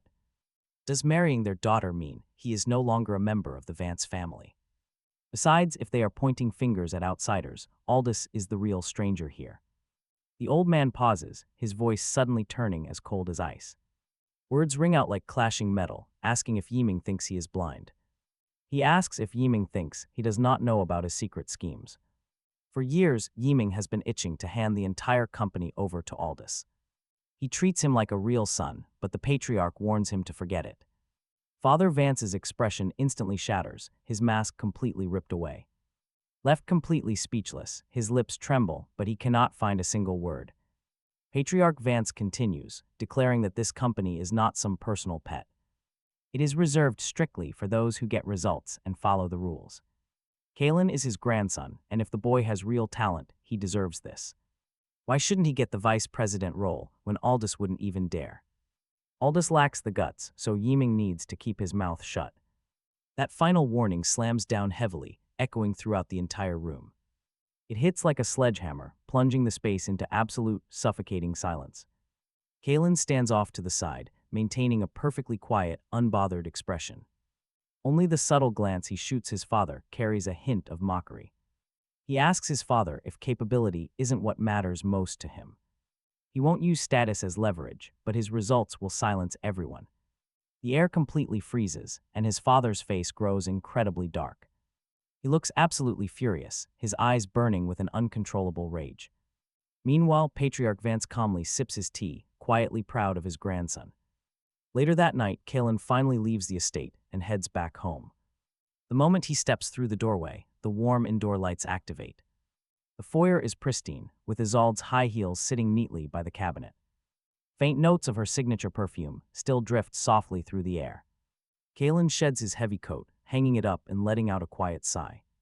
This is his actual peaceful sanctuary, far away from both demanding, overbearing families. It is a peaceful, completely private space, reserved just for the two of them. It was not about family, but a space for the two of them. On moving day, they did not look back. Without any argument or fuss, he efficiently packed up all his things. From the Vance house, even taking the old desk lamp that accompanied him for years, he wanted a new life with Isolde. From now on, he was leaving himself absolutely no way to turn back. He loosened his tie, collar unbuttoned, he looked at the half-open bedroom door, from deep inside Isolde's.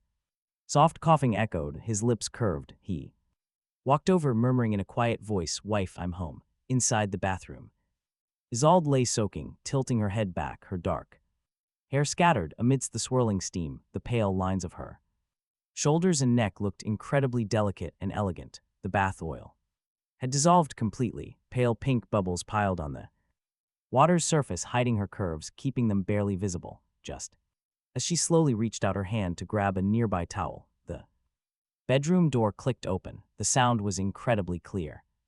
Isolde's eyelashes trembled, her eyes snapped open, her body gently sinking lower. The unlocked door left a crack.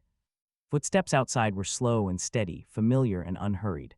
Isolde pressed her lips together in silence, staring intently at the door's opening. A few seconds later, his silhouette stopped right outside. He sensed her, his lips curved slightly as he raised a hand, fingertips pushing the door gently.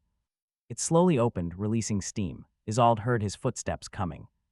Closer and closer, her lips curved into a faint smile, her porcelain white chin tilting up slightly, still soaking in the bathtub, not moving, as if she had long anticipated him coming over. The bathroom was thick with mist, bubbles covering the water to obscure her body, revealing only a patch of her bare shoulder and neck. Flushed and warm, the air smelled of her familiar, rich rose fragrance. His footsteps came to a halt right at the bathroom door, pausing as his gaze landed on the half-open frosted glass door. The steam blurred the figure behind the glass, hazy and faint. He could only make out the elegant, enticing curves of her silhouette. He called out in a calm voice, "Wife." From inside came Isolde's lazy response, clear and soft, carrying a playful warmth. "Husband, you're back." His breath hitched in his chest, his fingers unconsciously tapping the door frame. It was her first time calling him that, seriously. Her sweet voice was almost entirely too overwhelming. So soft and gentle, yet making his heart skip an inexplicable beat. "You are in the bathroom," Isolde hummed softly before slowly adding, "A question want to join." Her voice sounded light, almost like she was teasing him, testing his reaction with playful intent, as those Words fell, she turned slightly, letting the foam on her shoulder slide off a bit, letting the dark shadow outside see her more clearly. His gaze locked onto her hazy silhouette, his Adam's apple bobbing. He stared, his gaze rolling slowly over the collarbone, barely visible through the steam. His heart raced. Isolde leaned back against the tub wall. Her silhouette looked like a white rose, blooming through the thick water mist. She seemed harmless, but every movement was pure temptation. The air grew hot. He licked his dry lips, his voice turning husky and strained. "Are you sure, wife?" Hearing his tense response, her smile only deepened. She knew she had successfully teased him, feeling incredibly amused.